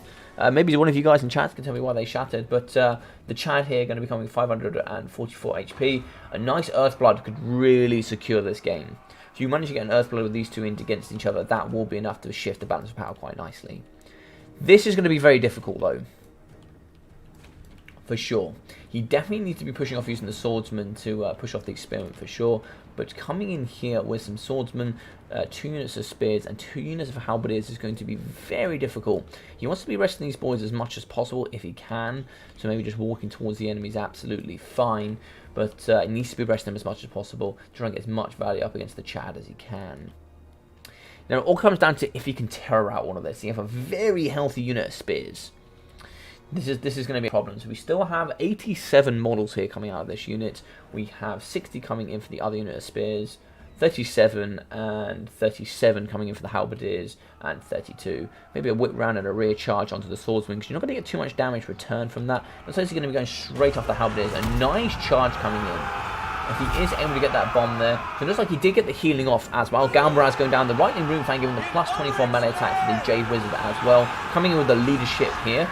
Look at those animations here coming out of Death Drop. Fantastic. That makes him very difficult to hit. 500 HP coming in. Looks like he's going to be terrifying 1, 2, 3 units. Spearmen going to be left in the pocket. These Spearmen are going to be the problem. Can Carl of France stay and weather the storm up against these Spearmen? He should break here. Yes, so he has terrified the Halberdiers. Can he hold here up against the Spearmen? Can these Spearmen hold? It doesn't look like they're going to be able to, and it looks like it's going to be a win for Ducky here. Can he? Oh, he has broken them. But we still have some swordsmen online here over on the right hand side. So certain units are going to be coming back. But now it just comes down to, can you be getting the charge with the Jade Wizard? And it looks like, yep, there we go. There is going to be the win coming in for Ducky. What an interesting game. What a seriously interesting game coming from both sides. I am generally shocked. I did not think the Steam meme was going to do what it did. And it absolutely pulled as well. There's a lot to digest here. Can anybody tell me why?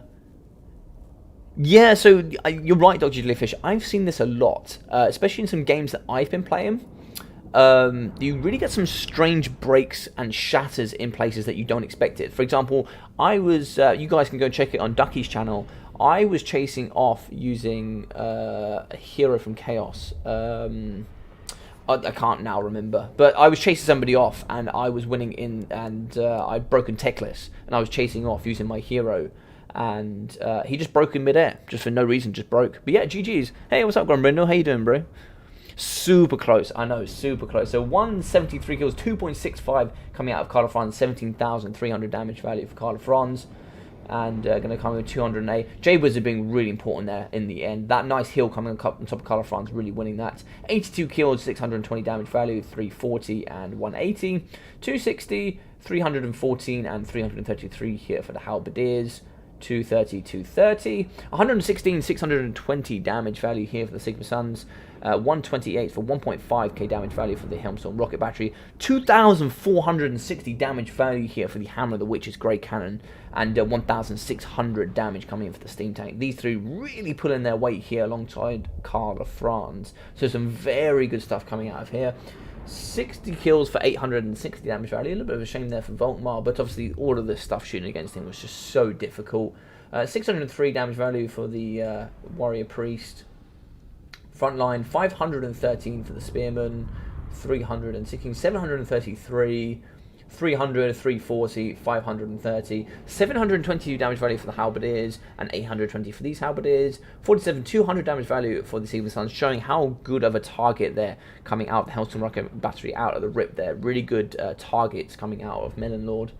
870 damage value for the Archers as they were shooting into the Big Chad. 1.5k damage value for the Free Company Militia. I think that's the most damage value I've seen come out of Free Company Militia. 250 damage value for the other Free Company. 270... 980 for the Huntsman, and 1.1 for these Huntsmen. 3,000 damage value for the Silver Bullets. No way! Absolutely incredible. Wow, that's the most I've ever seen for the Silver Bullets as well. I mean, the Silver Bullets, I think, are almost, you can almost justify them in any matchup for the Empire. But that's incredible. That, along with the Free Company Militia, that is the most damage value I've seen. So you never would have guessed the Free Company Militia, as well as one unit of the Silver Bullets coming in with a third damage. A third damage. Wiping out a third of the value coming in from the Empire. That's incredible.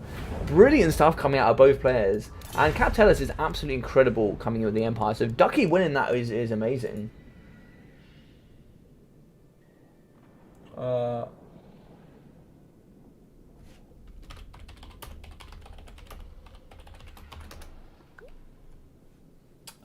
Got a question mark from Logic.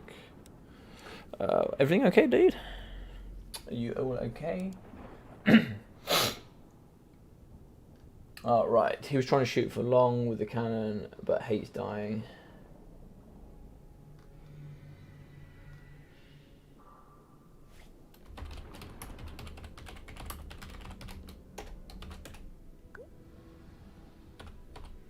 $3k damage.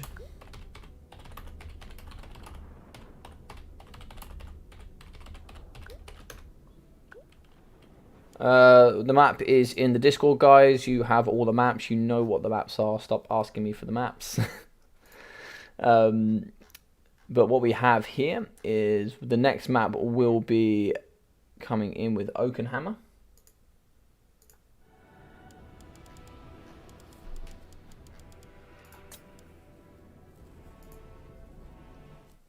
And then we're playing Alpine Ridge, Eschen, and Blue Reach River. But yeah, a really nice game coming out of both of these guys. Fantastic stuff.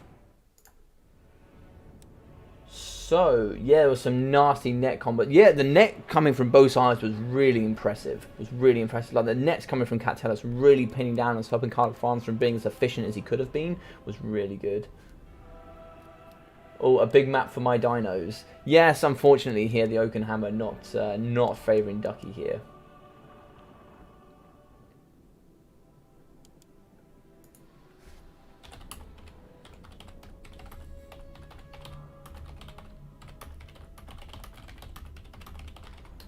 Yeah, I don't know if anybody in chat knows why the silver bullets broke there in the middle of the open. They were charging onto Carla Fron, so we had the life caster in the middle. I would say there was a good bit of range between them. We managed to get a unit of Free Company Militia come back, and there would have been a nice pincer maneuver there with some nice crossfire coming on. But out of random, you just saw the silver bullets break. I'm not too sure why. Maybe they became exhausted from running or something, and maybe they broke from that. I'm not really too sure, but they just broke randomly in the middle of nowhere.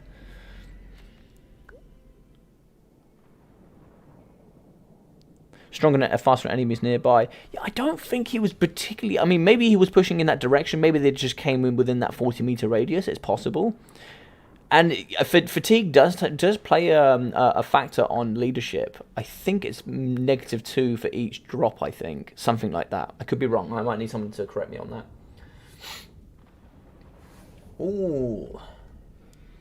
I'm going to go Dino... Oh, no, hang on.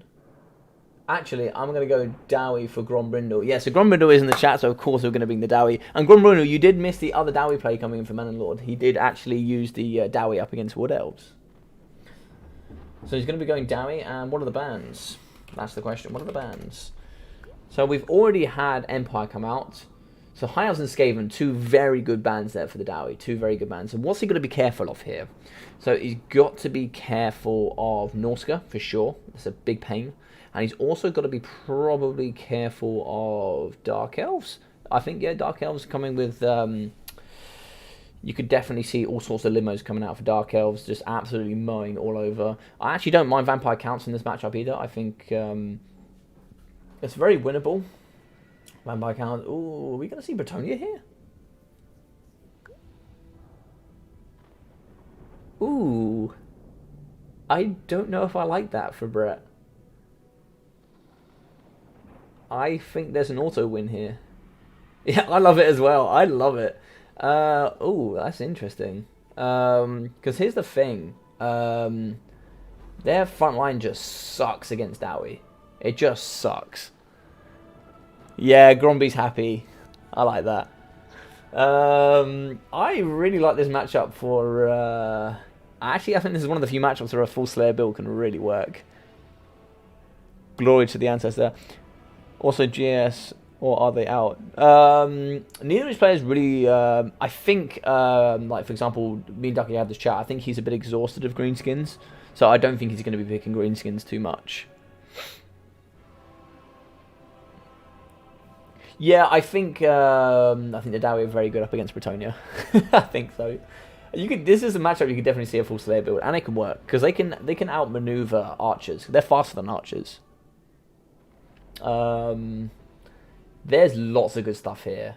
Cannons are very good. The accuracy coming in for the cannons is the best in the game, and the large hitboxes coming in from the horses gonna really struggle. I do not know what Captellus has got up his sleeve, but he must have something.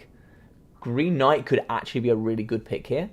Because there's not too much magic damage, but I'm assuming Grombrindle will be coming. Being that Grombrindle's watching, it would be rude not to bring in Grombrindle, of course. Full cav build or full infantry build. I don't think either works here. Frontline just sucks for Bretonia and just gets demolished by. Nah, full infantry build is the only way to win this, but it still sucks.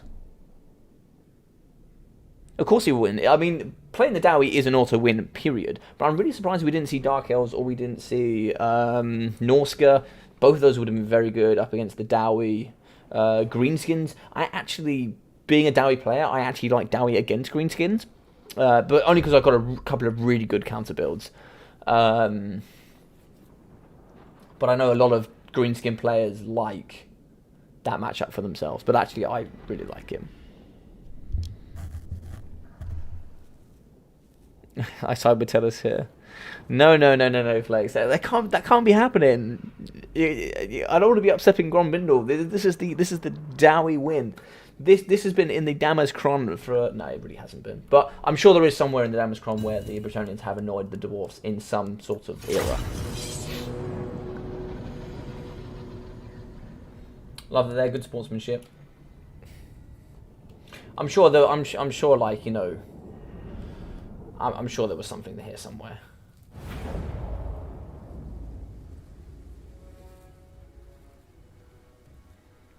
I think this will be a meme. So I generally think you could see a full Slayer build here. I think, considering he won the first game, I think you might see a full Slayer build. I'm going to call it. Okay, so not a full Slayer. Oh, there's a lot of Slayers. There's a lot of Slayers. Oh my god. Okay, so we have, this is the ROR. Yes, the ROR got, this is really good, this unit. And the reason is because it comes in with the negative 16 leadership. The discourage is absolutely insane up against the infantry. Pretty much one hit here into some peasant mobs will break them instantly. Also coming in with the double cannon, super accurate, but can he defend it is the question. He also has a unit of Thunderers, so that's 4 units of range, including the double gyrocopter coming in here. No brimstone guns, so these are going to be very good at clearing out cheap infantry, but not going to be very good at dealing with cav. 8 trebuchet bin. So we're going to be coming in with some Slayers. There's like 5 units of Slayers, including the Dragonite Slayers, but no giant Slayers as far as I can see. We are going to be having 4 units of miners here. We come with the ROR as well. No, just 4 units of miners, and of course, Grombrindle, the White Dwarf, going to be coming in. It would be very rude not to have him. So, of course, the absolute core here of the Bretonnian army coming in with the peasant mobs. 5 units of these bad boys in the front line. Are we going to be having the double? Yep, so we are going to be coming in. Oh, Felix, Paladin, and Fey Enchantress on foot. Okay. So she's going to be on foot, coming in with quite a lot here. What's she going to be coming with? So she's going to be coming with the Chalice of Potions. This one's coming with a Favour of the Fae, Arcane Conduit, Dwellers Below, Regrowth, and Earthblood. She's also going to be coming with Mist of the Lady, Life Bloom, and of course the Blessing of the Lady. We're going to be having a Paladin on foot as well, coming with Guardian and Felix. Felix can be really good here if you can keep him alive. So I really like this pick. Pegasus Knight's going to be very good, but can they dodge up against the Thunderous Fire? We are going to have the double Pegasus. These guys coming with 105 speed, going to be the absolute bane of these gyrocopters. Battle Pilgrims in the front line. They are going to be coming with Frenzy, but what else have we got here? So Foot Squires just suck. They look on paper like they should be really good, but they actually just suck against Dwarf Infantry. They're just not good, and I don't know why. I don't know why. They should be good, but they're not. Can you have 5 units of Foot Squires? I don't know if you can have 5 units of Foot Squires, but you've got Pox Arrows in the back, Pox Arrows, and yeah, 3 units of Pox Arrows. Very good for the poison. I kind of like this. Paladin coming in with the Felix as well as the Fey on foot. Fey on foot would be interesting, but definitely want the healing coming in for Felix on the Paladin. Also, the Paladin's also going to be coming in with also Guardians. It's really nice stuff. Really like this build. Can he protect this back line though? And unfortunately here, these gyrocopters, he doesn't know yet, but this is going to be painful. And this is going to be really painful. So no Rune of Wrath and Ruin coming in here, unfortunately. Rune of Wrath and Ruin would have been very good here. Just a sort of slow one down, split these up, and I have one shoot in the back of one Pegasus Knights for about 20 seconds. But I'm pretty sure here the gyrocopters are going to struggle. No, Felix doesn't have magic attacks. He has fire attack if you bring his sword, I believe. He has bonus 32 infantry. Does he come in? Yeah, so bonus 32 infantry and 40 minutes attack and fire damage. He comes in. He's actually bonus for infantry at armor piercing. I think the Fae has magic attacks, right? Yeah, so she's going to be just a wet noodle in this matchup. No other magic attacks that I can... Oh my god, smashing straight into Felix. If you can kill Felix, actually this build is not as scary as you think. So the Rot Lob is going to be going in the front, smashing straight into the Foot Squires. Very good targeting. Foot Squires are not as good as you think. They will chomp through miners with blasting charges, there's no doubt about it. But the reason I like the blasting charges is they're very good at getting rid of the frontline infantry. Obviously, the main theme of the peasant mobs is they're going to be very good at getting rid of that vigor. They're going to be lowering the vigor nicely there. So if you're able to get rid of that vigor loss there and just blow these guys off the battlefield nice and quickly, you can actually have some nice fresh miners and slayers here in the background. Slayers here will do some good damage, but they will also struggle up against Foot Squires. They don't have too much AP. This is really sad to see. So for any dwarf player, it's just horrible. I don't like to see this. But oh my god, look at that damage coming through for the Thunderers. Very good stuff up against the Pegasus Knights. And then shooting in the back here with the gyrocopters. So blasting charges in the front line, absolutely smashing up against these sweaty peasants. Very good stuff there. Always like to see this. As you can see, going to be absolutely wrecked here in the front line. Good stuff. Over in the right, we're going to see some flanking Battle Pilgrims coming with lots of leadership. These guys come with 80 leadership. And I think the ROR are going to be coming with at least 89 as a base leadership. So the gyrocopters here are going to be very good at cleaning up that chaff as well. Some good explosive damage. And the bombs coming through as well will be very good at shutting down the Pox Arrows. Pox Arrows are going to be very good at taking down the Slayers. In the background though, we are going to be seeing the Pegasus Knights coming. We are going to be seeing a Flash Bomb coming in here. I'm sure we need to see the Slayers come in as quickly as possible from both sides. Flash Bomb is going to be going down. You get that negative 72 to speed. Going to be going straight into the Pegasus Knights, getting some very good damage value for the negative 24 melee defense as well. Pox Arrows in the back, going to be shooting up against the Dragonback Slayers. Very good targeting there in the back. Foot Squads are going to come and absolutely make mincemeat here of these Miners blasting charges. I think you're going to start to struggle here with the Ducky's build. I think there's just not enough front line here to contest. Oh, these poor gyrocopters, they're trying so hard. They have 105 speed as well, and there's just nothing they can do. Because with the charge bonus as well, they're just going to struggle. But if you do manage to pin them up here, you can do need to get these Thunderers out. Those Thunderers are very good counter here up against the Pegasus Knights. Still have 2 cannons online, I think. Oh no, one was destroyed, so we are going to have 2 cannons there and 3 cannons on the left. Also coming in with the Lobber here. The Lobber's going to be smashing straight in against the Peasants with the Pox Arrows. Pox Arrows going to be shooting straight into the Dragonback Slayers. Very good with the no armor, so we're going to be taking down those quite comfortably. This core is going to be painful though. Very painful. So as long as Felix is in combat, he will be healing the Paladin as well as the Fey Enchantress. She's also going to be coming with regrowth. I think if you've got Felix, you don't really need regrowth unless it becomes desperate. Like for example here, regrowth on Felix could be quite nice. So firing in the back here up against the elite Pegasus Knights. So we're getting some very good damage. These Pegasus Knights going down to 9 models, 1k health left. If we can take care of at least one unit of Pegasus Knights, could be very good for the Dowie. Slightly pulling away from Ducky here, I think. Gosh, so much damage here going up against the Pegasus Knights. Really good stuff. Ooh. Well, good damage, but just nearly missing. If they got caught here in this mixture, that could have been devastational. Nice spell and a good attempt and a good target on the Thunderers, actually. So we do have some Battle Pilgrims in the back. Have broken the cannons, but we do have some Slayers on top. Slayers will do some good work there. They're coming through with at least 40 melee attack. I think 42? No, 38. Sorry, my apologies there.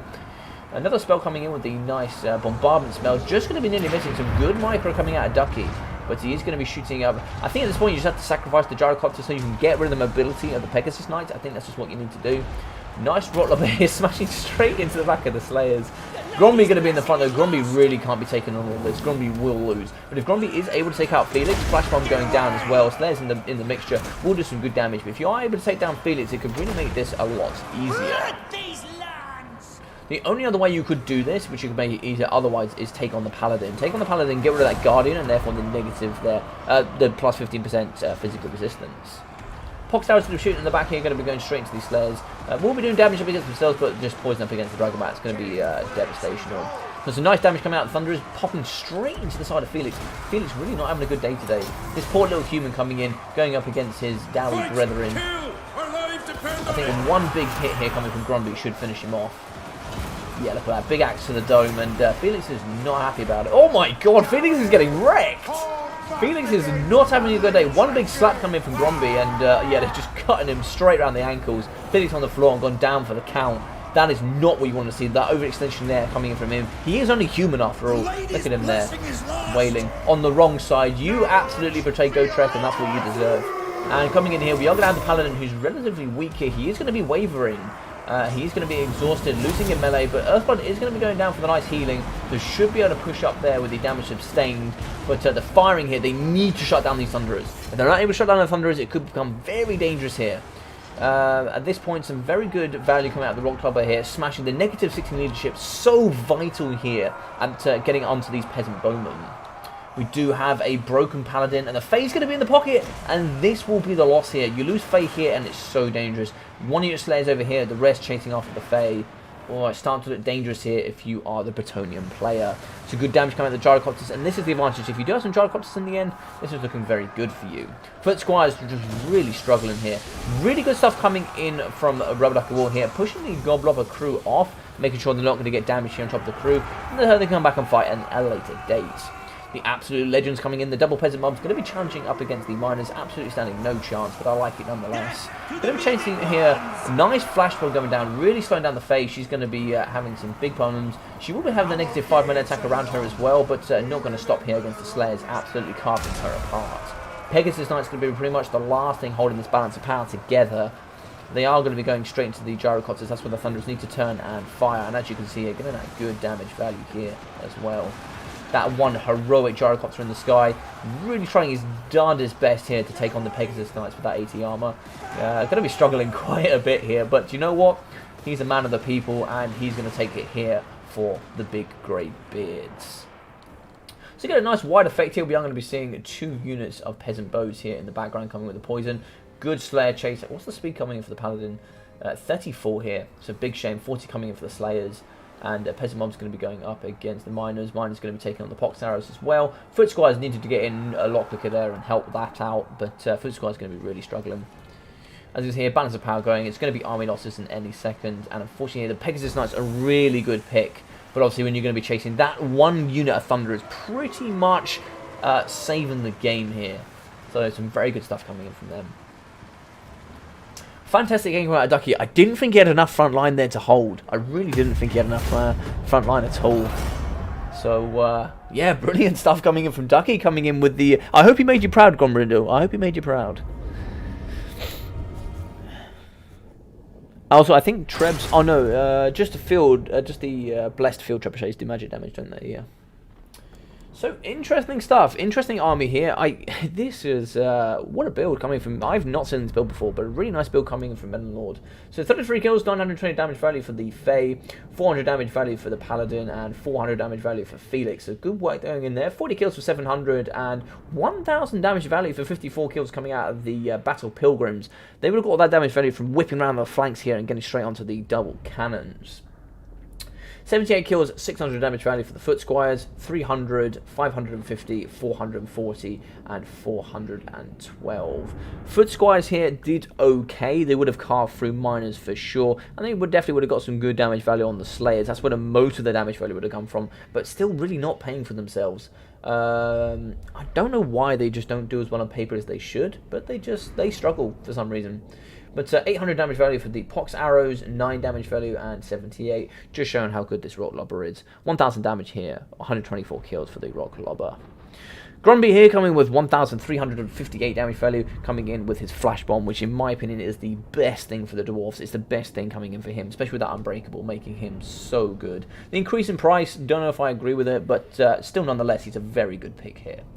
113 kills, 425, bang on the money paying for themselves, 505, 418, 126, and 67. For those that don't play the Dwarves, Blast and Charge is very good backbone here for the Dwarf army.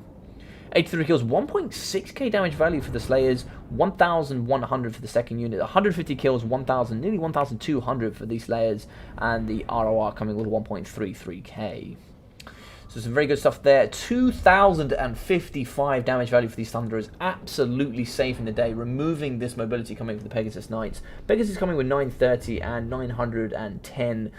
Struggling just a little bit, but still, I really like this choice here. Very good at shutting down the gyrocopters, but some really good mobility coming out of the gyrocopters. You're only going to see 300 damage value and 280 here for the gyrocopters, but they did far much more than that. They pretty much distracted both of the Pegasus Knights for the entirety of that game. 1,068 damage value for the cannon, 615, and some very good work coming out of Metal Lord. Very good stuff there.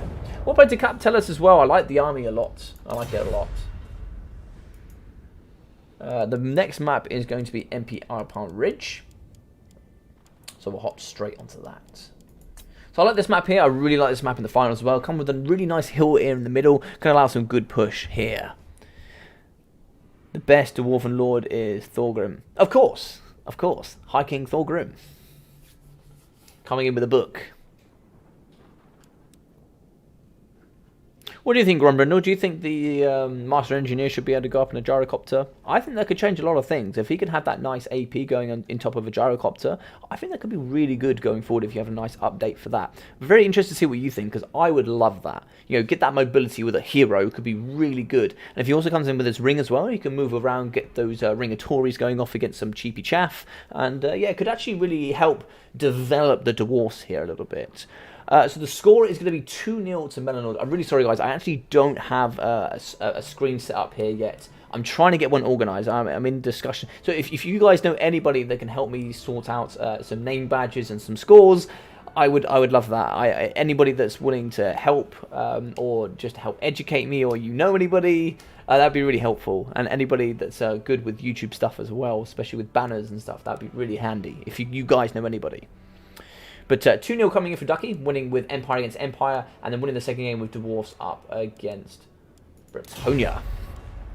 But it's a really tough game for Bretonia, though, really tough. Grabbing a drink, be super quick. Yeah, no problem, bro. If he'd lost that game, Grumbrindle, don't worry, I would have gone upstairs and absolutely thwarted him. Grumbrindle couldn't agree more.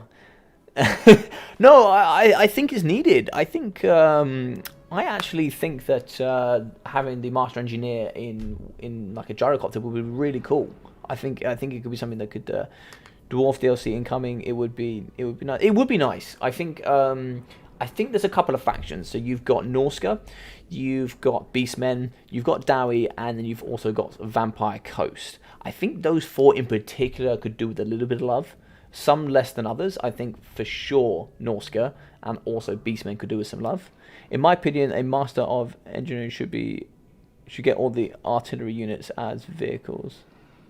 Ooh, you mean you're talking about some sort of like tank machine? Is there anything in lore? I'm not sure.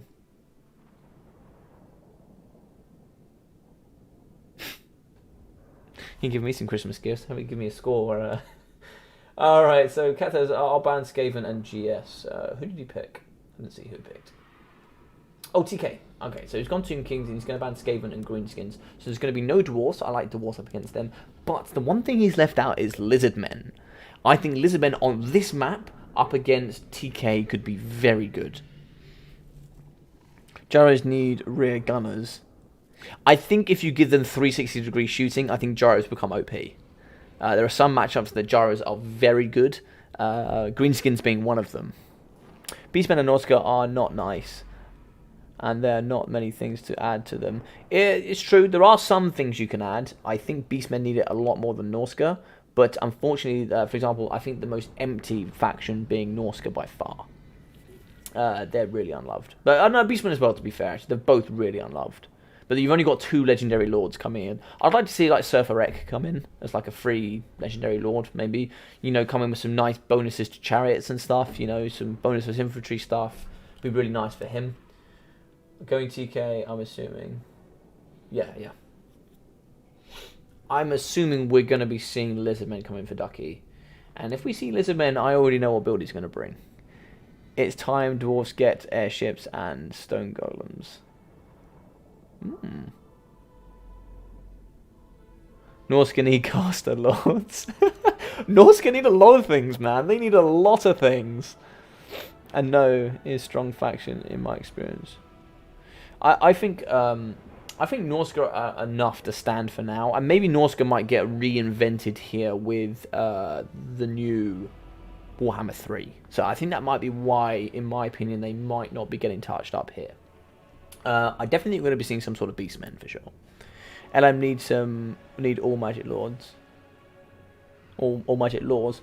I think Lizardmen have a really good balance right now. I don't think they're OP, and I think they've got some fantastic stuff that they can utilize. I mean, rune golems. I don't know anything about rune golems. Tell me more, Dutch. You've got my attention. You've got my attention hard. I'm interested. Alright, so Chaos going to be coming in. Okay, no Lizards coming in for Ducky. Very interesting. Maybe he's going to be saving it for a later date.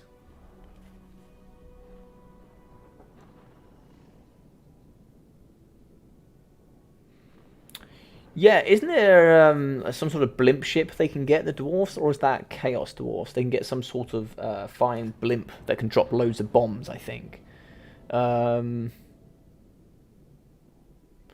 But I don't know anything about rune golems.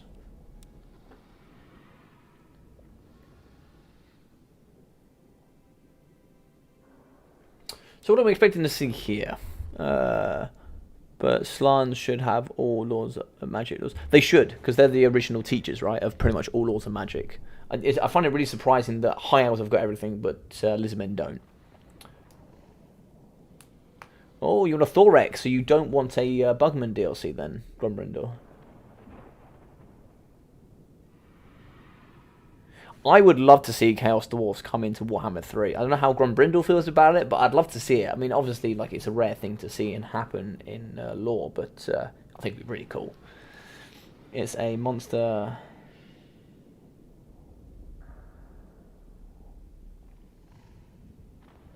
That'll be pretty cool. Because at the moment, for the Dow, you've only got 2 large entities. You've only got the Rune Lord on top of his anvil, and you've only got Thorgrim as the only large entities. Yeah, so there's some really cool TK constructs here. So let's hop into this. So you could be seeing Sigvald here, or you could be seeing Sarfriol for sure. Either one of those is going to be very good here. Coming in for Captellus, you could be seeing... I don't mind... You're probably going to be seeing Cetra. Let's be honest, you're going to be seeing Cetra here, I think. I actually wouldn't mind a Tomb Scorpion in this matchup. I kind of like its movement here up against the cheap infantry from the Chaos. Also, its Terror coming in as well. They're also not too expensive. I don't know what we're going to be seeing from Captellus.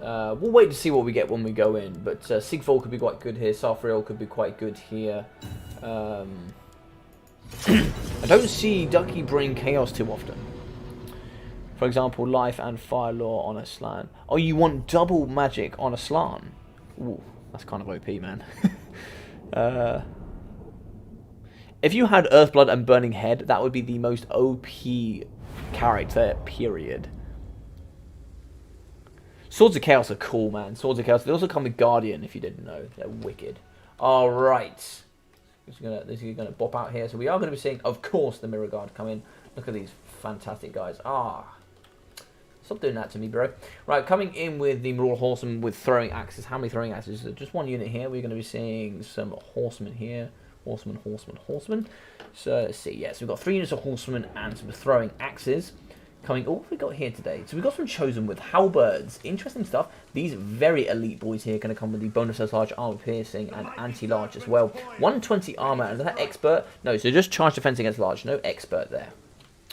Mirror Guard going to be coming in today. Absolutely love these guys, and Sigvald would be happy. Have we got Sigvald today? No, we have Archaon, the ever-chosen, coming with the burning heads, of course, with a nice cheap shiver. Oh my god, I love it. We'll move on to that in a moment. We're going to be coming with some Chaos Marauder front lines, coming in with some Chaos Warriors as well. Some Marauders here for the front lines. We have the AP Marauders, so no, not too many AP Marauders, but this, now this, I am happy about. Look at, what a cool model, man. What a cool model. But yeah, it's going to be coming in with all sorts of things. So boom as well, giving the increased explosive damage.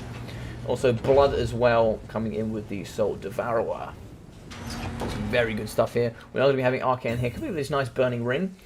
And he's going to be coming in with the Slayer of the Kings, a fantastic item there. Stand or Die, also going to be coming with Foeseeker, so no helmet for him. But he's going to be coming with Piercing Bolts of Burning, Burning Head, is that Cascading Fire Cloak? No, Flaming Sword of Ruin, as well as also coming in with Fireball and Kindle Flame. So not going to come in with this helmet and therefore immune to Psychology and the +4 Leadership. So interesting stuff there. So we are obviously going to be seeing some Skeleton Horse Archers, very good stuff here. We are going to be seeing Cetra the Imperishable here, who was perishable at one point on this mount, but really nice coming in with him. He's going to be coming in here with some Wrath of Petra, coming in with the Incantation of Protection, also coming in with Incantation of the Cursed Blades. He's also going to be coming with Unyielding Will, as well as coming in with the Restless Dead. Over in the back, we are going to be seeing the Casket of Souls mixed in with the Skeleton Spearmen, some Skeleton Warriors here on the front line for some protection, and the Double Bone Giant coming in with the Tomb Guard with halberds. Are we going to be seeing the Arabar? So we are going to see the Kepra Guard coming in as well. This seems to be quite a common build then, because this is the exact same build that he brought before. So looks like he likes to utilise this build in quite a few matchups. As you can see here, the Marauding Horsemen, if he can take care of the Skirmish Cavalry, it could be quite interesting here for the Tomb Kings. I think he's got a lot of stuff. If the Bone Giants get some good hits here on Archaon, it could really shift. Archaon is very expensive at this moment. I love the fact that he has a Rolling Dirty here with the flames behind him. It's so cool. But I don't know why I didn't know he didn't.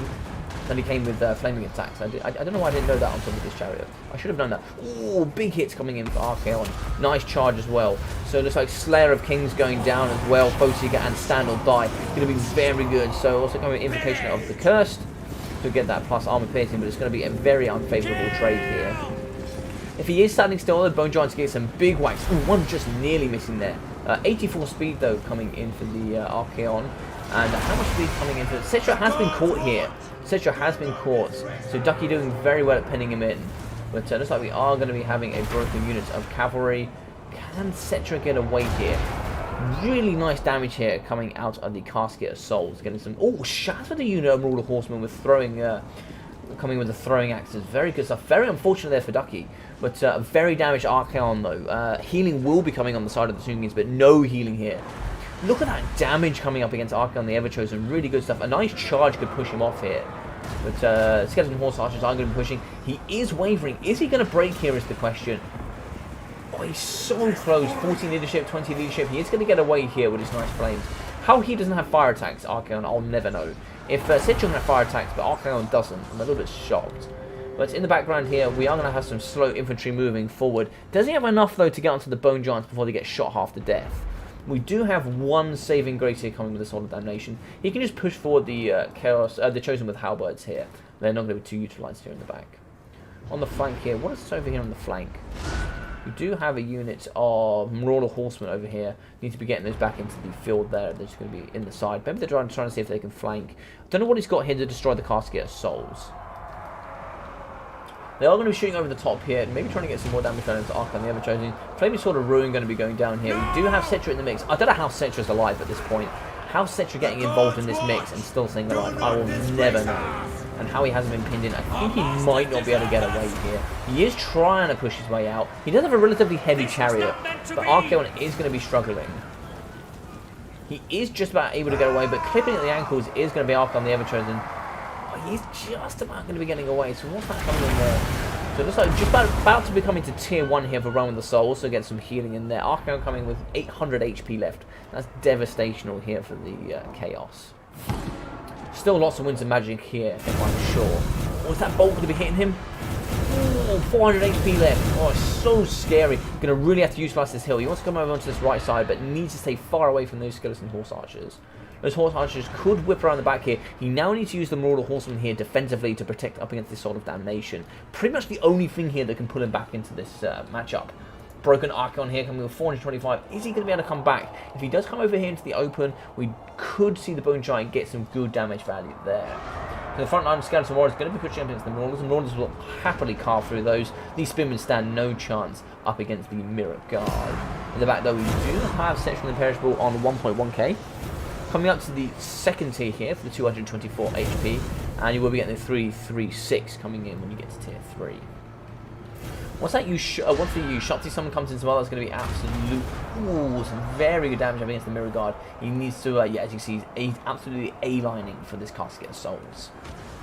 Bone Giants here in the back, though, still have lots of ammunition coming in with 10 as well as 12 here on both the Bone Giants. Lots of ammunition, get some good splash damage up on these Chaos Warriors. We do have some Chaos Marauders here on the flanks, though. The front line going to be plentiful here for the Chaos. So you should be able to get around the back and whip and get straight onto these Bone Giants. Shut them down as quickly as you can. Really dangerous here for Archaon. Really unfortunate. As you can see, oh, is that shotgun going to finish him off is the question. Just nearly missing. He is so close. If he breaks here, he's definitely gone. There's nothing you can do. He does have 8 leadership. It's so close for him. So another shatter unit of Horsemen. These Horsemen are shattering relatively easily here, which is really surprising. But very good work in the back line here. Able to shut down the Soul of Damnation coming in from the Skeleton Horse Archers. Very good stuff coming in from Cap Tellus. Able to push onto the back. The Kepler Guard are going to be cleaning out some Chaos Marauders. We still have the Casket of Souls. Really like the Casket of Souls. Very competitive pick. Going to be smashing up into the Chosen Halberd. These boys are going to come in with that 120 armor. Need to be getting onto the Bone Giant. They're the only pretty much counter here. But as you can see, the negatives coming in due to the artillery fire. 5 are going to be coming here up against the Bone Giants. But needs to be very careful. 45 still coming from him. Looks like we are going to have the Shakti Summon coming in almost immediately here. I like that a lot. Get that in while you're ahead and push it even further with that summon and then really carve a this front line. Mirror Guard are going to be struggling. 1.6k health left coming in with 32 models, and the Chosen Halberds coming in with 49 models, 4,000 HP. They're going to be fighting straight up against these Hugard with halberds. They're going to do pretty well here, but it's like the Chaos Warrior is going to be coming in the back up against the Bone Giant. They can shut him down, they can maybe try and get into the back. And it looks like the Marauder Horsemen have managed to come back into the fray, a little bit forgotten over here on the flanks, but will be shutting down the Casket Assault. But it will be leaving some nice big fire coming from the Bone Giant here, some nice big hits in the back. Look at that. Destroying at least 5 or 6 models there in one punch. As you can see, oh my god, so many negatives. It looks like he has come back. It's such a shame here to see a nice expensive Archon the Ever-Chosen here. Or Archon the Never-Chosen normally, but still going to be coming in nonetheless. So here we go. This is what we come to see. Chosen coming up against the Bone Giant. This Bone Giant absolutely needs to fall back here for sure. We need to be seeing these Tomb Guard really screening up against the Chosen Halberds. And there's some nice fire coming from the Bone Giants. I think at this point you just need to see Archaon come into the matchup. But unfortunately here, these Skeleton Horse Archers, they are going to run out of ammunition. So 350 HP left for him. He does need to... He will die if he just goes into combat here. But he needs to get into the back and really do some good damage and shut down this force. I think it's really done here for Chaos. Really surprised we didn't see Lizardmen here. But still a good game nonetheless. He is going to break due to army losses here. So it looks like we're going to be having 170 go up against a 250 here for the Tomb Kings. Still have a nice elite unit of Tomb Guard here on the flanks. That nice shot going in. Will that finish him off? Oh, the near miss there though. So near. If he killed in there, negative 16 to the leadership faction wide here. But the Royal Horsemen, they're very healthy. These guys are very healthy. Have they been terrified? They got terrified just by the sheer sight of the Bone Giant. Shattered units of Chaos Marauders here. And Menelord has withdrawn. Very close there. DBD Blackthorn. Oh dear. At Logic, maybe... what was that? Sorry, buddy. Can send the link.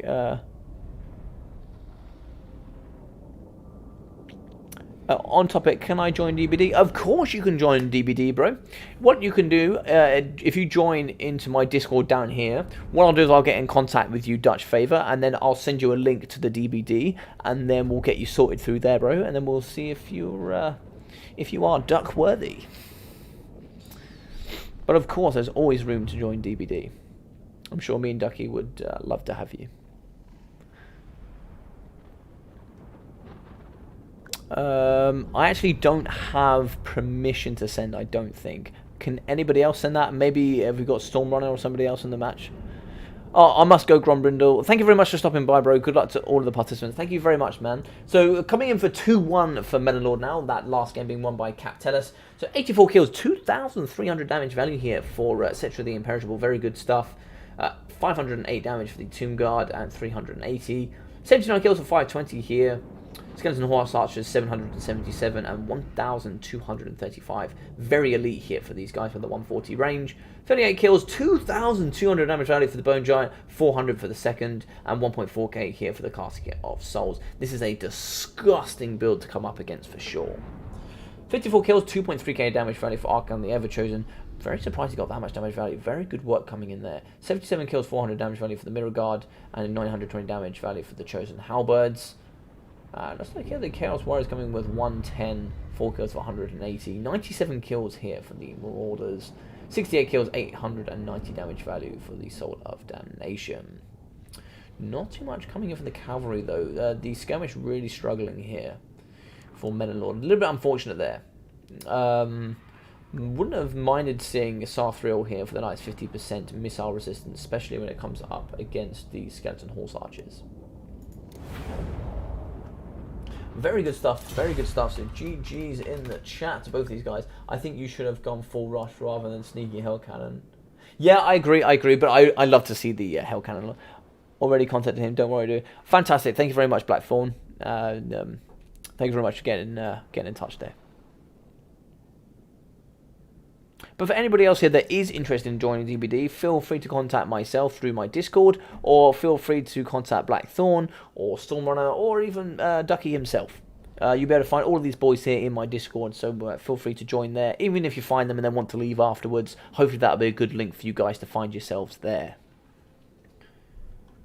I think those bony boys did a number on him. Yeah, they did do a big number. I wanted to use the WOM, but the Overcast Fireball never actually fired. Oh, okay. Yeah, I didn't see too much magic. I thought you just couldn't get close enough. I think he had 4 spells on him. He had Burning Head, Fire Cloak, Fireball, and Burning Head. So a lot of spells coming there as well. But he did get some good damage value, 2.3k nonetheless. It's still very good on Archon the Ever-Chosen. So it will be Ducky to ban and pick here. And then the final one, which is going to make it nice and fun, we are going to have blind picks. So what that means is, here in the Discord, both of those guys will send me a message of whatever they've got left. So let's say Captellus hasn't picked Lizardmen, he can pick Lizardmen. And then he'll send me that, and then they'll play up against each other.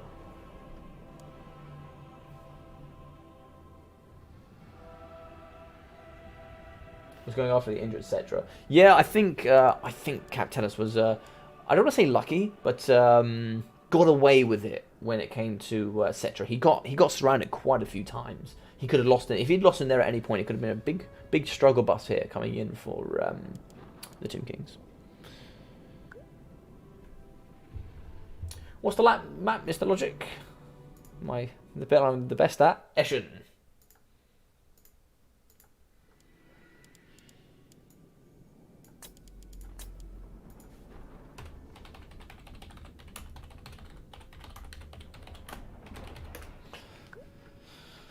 Alrighty.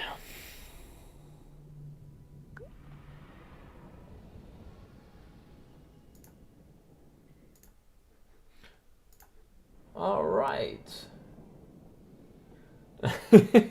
Yeah, so I just standing here chatting away, just doing my own world. Ignore me. Cetra survives. Yeah, it has.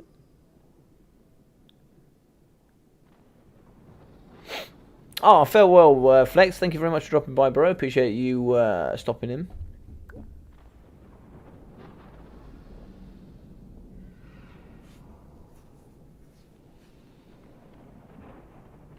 Sorry, my brother. Next time I do a DBD, I will be leaving in the description. I'll leave a direct link to the DBD clan. That's my bad. I should have switched onto that. Should have switched onto that for sure. There's some brilliant games coming out of these two today. I mean, the Empire game is by far one of my favourite I've ever cast. That was insanely close. That was super duper close.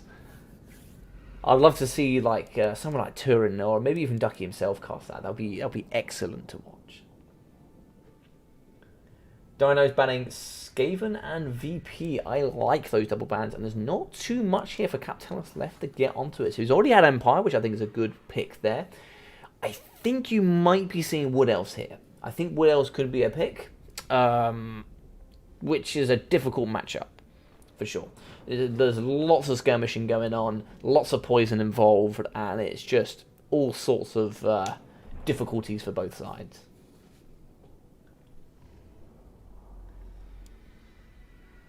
Yeah, it's interesting. There've been no Skaven and no Greenskins today. Lots of Bretonia, though. Lots of Bretonia.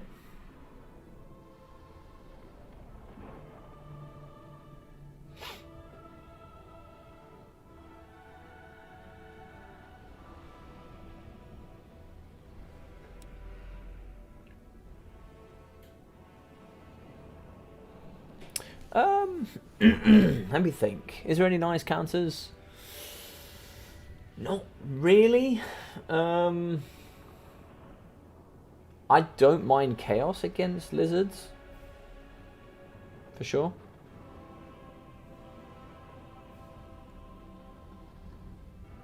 Yeah, I would say there's only even matchups left. Which I think Ducky was backing on. Because TK would have been I think that build would have been very good against Lizards. Or, I don't know actually, because I don't know how you would have stopped the triple dino threat. Because he definitely would have come in with Grimlock and the Hand of the Gods for sure. Let's just see what Captellus is going to pick here. I think you're probably going to see Wood Elves, I think. Yeah, you can go Norsca here as well. Norsca is good. It's risky. What would you go? Would you go with the Double Mammoth? GS, yeah, Greenskin. I actually don't like Greenskins in this matchup. I like main Dowie and Greenskins. I'm not a fan up against Lizards. There's just too much terror for you to deal with. Okay, so the High Elves is the only other one I saw Captellus bringing. I thought it was going to be Wood Elves or High Elves. I think probably the second worst matchup for the Greenskins is Lizardmen. So what are we going to see here is the question. There's lots of things you can see here. You might see Teclis coming in with some nets. You might just see a light caster coming in with some nets otherwise, with some phase protection, etc. I don't think you see a dragon here from Captellus. How's he going to beat the poison is the question. There's going to be lots of poison coming in from Ducky. I think Ducky's going to go with a hardcore build. I think he's going to go with a triple dino again. I think he's going to go with the Thunderous One. I think he's going to go with Mazdamundi on top of Zlak. And he's going to be going with the Carnosaur. He'll also be going 3 units of... now it escapes me. He'll be going 3 units of Saurus with the shields to absolutely mash through that front line. One thing that could be a nice counter here is perhaps if we see some Silvering Guard. 5 units of Silvering Guard protecting a nice long wide back line of archers. 5 units of archers could be quite nice. Could be very good at countering any sort of skirmish coming in. Is HE a bad pick? I think there's some things you can do. I'll give my opinion. I actually agree with Blackthorn here. I think it's pretty even. I think at the very top level of this game, I think it's slightly unfavored towards. I think it's very slightly unfavored towards the High Elves. Yeah. I think I could agree with that, Dr. Jellyfish. I like DE in this matchup. I like DE. I think Silvering Guard can be good in this matchup for sure. Silvering Guard can be very good. Good magic protection, good bonus for large, anti-large, armor piercing as well. Can be very nice. It's about how you deal with the poison. You could be seeing Heralds of the Wind coming in with some nice skirmish cavalry. It's got a nice 140 range, good speed. Could be very good at dealing with skink skirmishers. You could also be seeing a nice wide, cheap archer backline, maybe 5 units of archers. It all really depends. It all depends. You're definitely be seeing probably a caster as the Lord in the Sky, probably. Grom with the Cobblers. What's the tactic? Is good for Lizamemphis. That's difficult. It's really difficult. I think I agree with Blackthorn. You have to go Grom, and the reason you're going Grom is because you're coming in with the immune to psychology. You either have to take Grom or Black Orc Big Boss. You have to take one of the two. But actually, that matchup, I take the Black Orc Big Boss and I take Snarsnake. Oh, you pick Rakarth with your Dutch favour. Okay. Repeated Crossbow is very good in this matchup for sure. So I like this matchup. So if you're the Greenskin, something you can bring is the Double Spider. If you come in with the Queen and also come in with the Arachnarok Spider, the Double Spider, you come in with the Black Orc Big Boss. You also come in with Snarsnake, and you also come in with the the Troll Hag. That's quite a nice call there. You can also go with some bonus first large coming in with maybe some Savage Orcs, mixing in with some Gobbos and some cheap skirmish. That could do quite nicely. I think that'd be a very good build. The Double Spider being very difficult to deal with. Or maybe you come in with some sneaky stabbings as well. Maybe come in with a cheap caster, maybe with some Vindictive Glare as well. Yeah, I like Snarsnake in that matchup, and he's got some very good effects. I think if the High Elf player is on top of their micro, High Elves are incredibly difficult to deal with. They are incredibly difficult. Rangers can be very good up against Saurus as well. They actually trade quite effectively. Grom can die to Salamanders. Grom can die extremely quickly if you're not careful. Grom can die phenomenally. If you come in up against an Ancient Salamander, as well as coming with the Umbral Tide and a net, my god, Grom is dead in milliseconds. Like, absolute milliseconds he's dead. But it's the same for the Hag as well. The Hag can die. Yeah, Grom can't die. It's true as well. Grom also can't die. He's immune to dying. Not even psychology, just immune to dying. Net plus 4. Yeah, net plus 4 fire. You just need the ancient salamander with the umbral tide, and because the umbral tide is also a bonus versus large, and you also get the fire weakness coming in from the ancient salamander. It's just insane. It's just incredible. Also the stalk coming in from the umbral tide as well. You just don't see it coming. Like it's very good. Oh, Menelord is good to go, and Cat Tellus looks good to go as well. All right, this is going to be an interesting matchup. I'm pretty sure I know what Ducky's going to be bringing. I think this is where I lose. I don't want to say that. I think if Cat Tellus has the right build, he knows what Ducky's going to bring. We all know what Ducky's going to bring. He's going to bring the normal 3 dinosaurs with the 3 units of Saurus with some nice wide javelins. Or maybe some skink skirmishers. Might be quite nice for the cheap 400. Get those firing constantly. This is a really wide map. Massively open. Doesn't particularly favour the lizardmen here.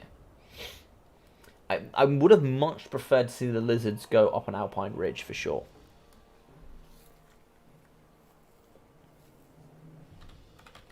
Ooh, me likey. Okay, the Flame 5 Phoenix.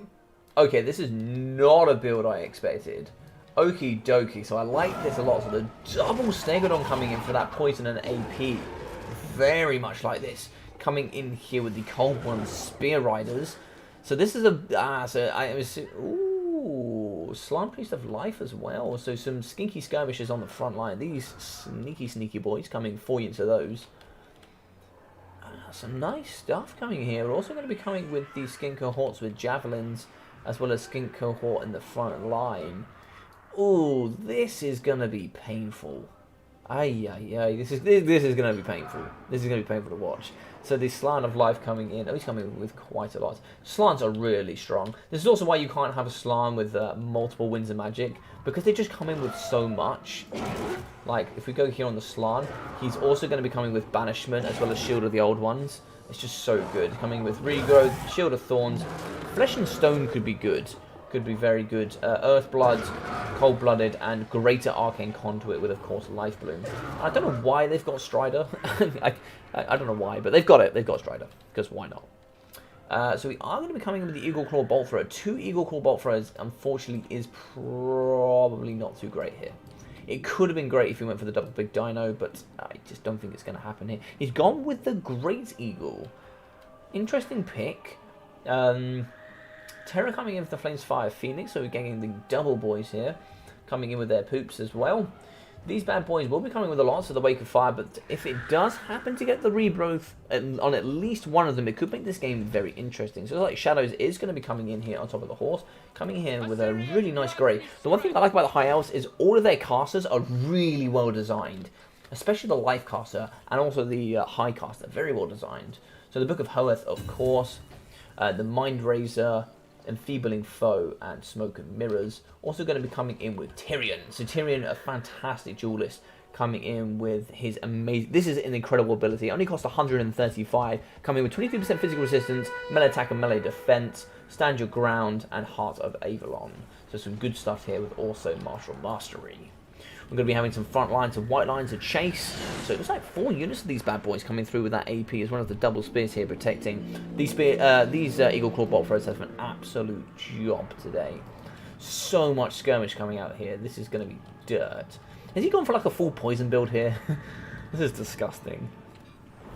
Cold One's in the back here, going to be very good at dealing with Cav. And maybe he was expecting some sort of cavalry play here. But unfortunately, Great Eagle's not really going to have too much. The Flames Fire Phoenix, if it does happen to get some poops here down the front line, yeah, going to really struggle. As you can see here, Shield of the Old One's going down, 22% damage resistance here on the Stegodons.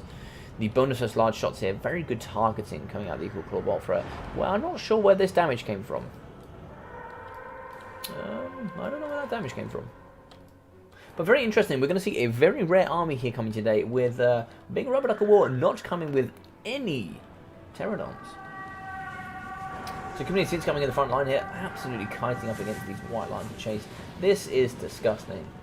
I am disgusted, sir. This is dreadful if you're the High Elf player. I feel so bad for Cap. This is such a difficult matchup. This is a really nice build. This is a really nice build. Yeah.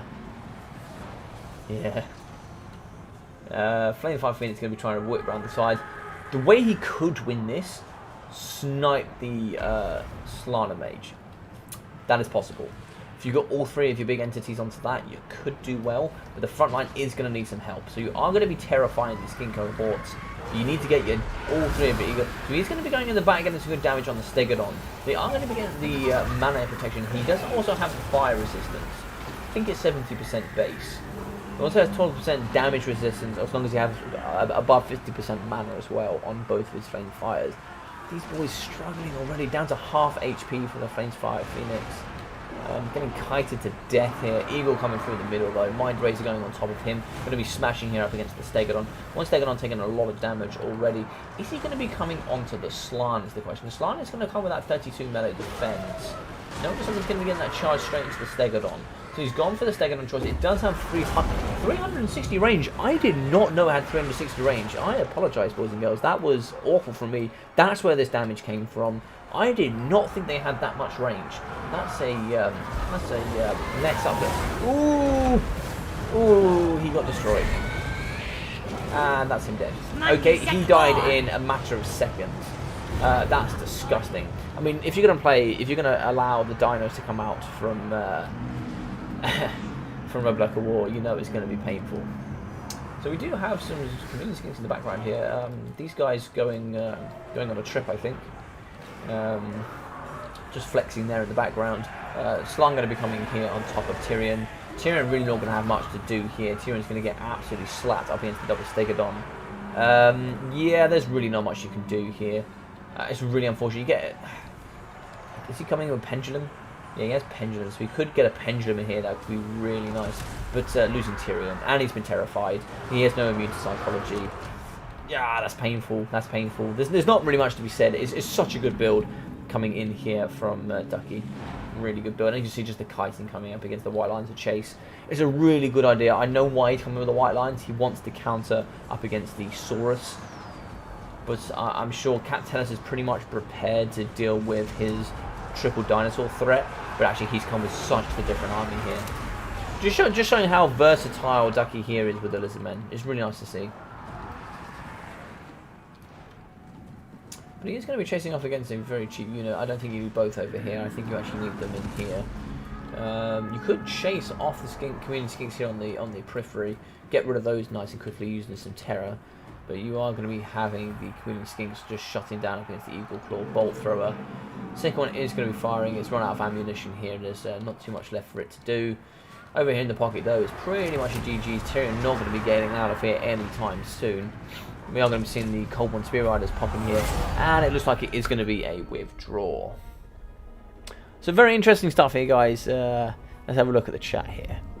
Platform, what type of build? Also, who was VP player? Oh.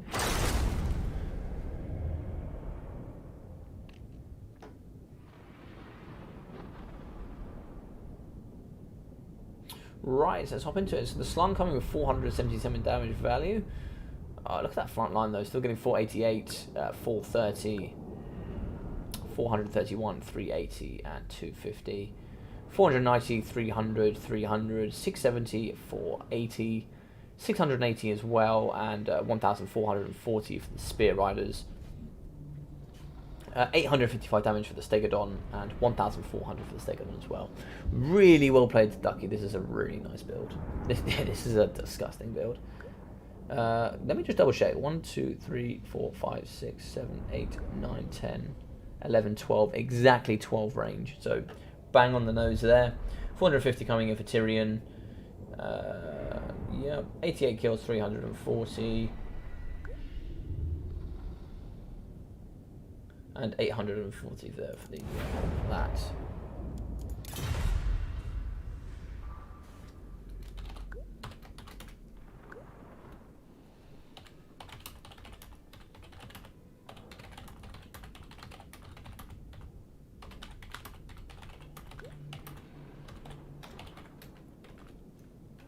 Looks like Cat Tellus is going to be going. Peace, man. So well played to Meta Lord coming in here today for the DBD Clan Civil War leader. He's showing he is the top duck when it comes to DBD. So very good stuff there. So very good stuff. Thanks, bro. And well played. So well played to Ducky. I hope you guys enjoyed the stream. If you did, please leave a big like. I'd really appreciate it. It really helps my channel out, as well as subscribing. If you are enjoying all the content here on the channel, which I'm going to be trying to post every single day here, I'd really appreciate both of those things. It really does help. Big quack from Rubber Ducky. How you doing, bro? Well played today, man. Really well played. You played that last build you had there was disgusting. It was very, very strong. No memes were involved. But well played to your game. The Empire game was absolutely exceptional between you and Cap. Fantastic stuff coming from the pair of you there, and also I really like Cap's build for the Tomb Kings. Absolutely disgusting build. Using that twice here in the stream. Some very good stuff there. Yeah, some brilliant games coming out of the pair of you. So well played to both of you, and I really liked your Dowie build. I thought your Dowie build might struggle, but doing really well here. No problem, bro. I hope you enjoyed it today. But I thought your Dowie build was going to struggle, but it actually really pulled through well. And those Thunderers really pulling it out of the bag there at the end, doing some really good stuff up against those Pegasuses. But guys, yep, I hope you enjoyed the stream. If you did, obviously big thumbs up. I'd really appreciate it. Drop that like, drop a subscribe. Oh, hey, Cadrock, how you doing, man? You just managed to catch the end, have you? Just managed to catch the end of the stream? Oh, and a big quick shout out, I actually haven't linked it here, but if you go into my previous video, there will be a link there to Battlemania Season 2, Week 2. Otherwise, if you drop into my Discord, you'll be able to find it there under the sub-tab Battlemania. So I host a tournament every week where you guys can play for points. And depending on your position, depends on how many points you get. If you come first, it's a maximum of 250 points, but you always get points regardless of your position. So the more weeks you play in, the more points you get, and the top 8 players by points will play in the final for cash prizes. So hopefully you guys can join in there and get some nice, good fun. So that'll be going ahead this Saturday. It's the only Saturday this is going to be happening on, and the rest will be every Friday at 5 PM BST. So it should be 5 PM this Saturday as well. So hopefully you guys can join there and get involved. And yeah, so thank you very much for all of you guys for tuning in, having a nice chat and a discussion. And for anybody that does want to join GBD or has some good interest in discussions with us, of course, get in contact with me, get in contact with Ducky or any other boys, including Blackthorn or any of the guys you've seen today. But other than that, boys and girls, take care of yourself today, and I will be seeing you in the next video or live stream. Take care.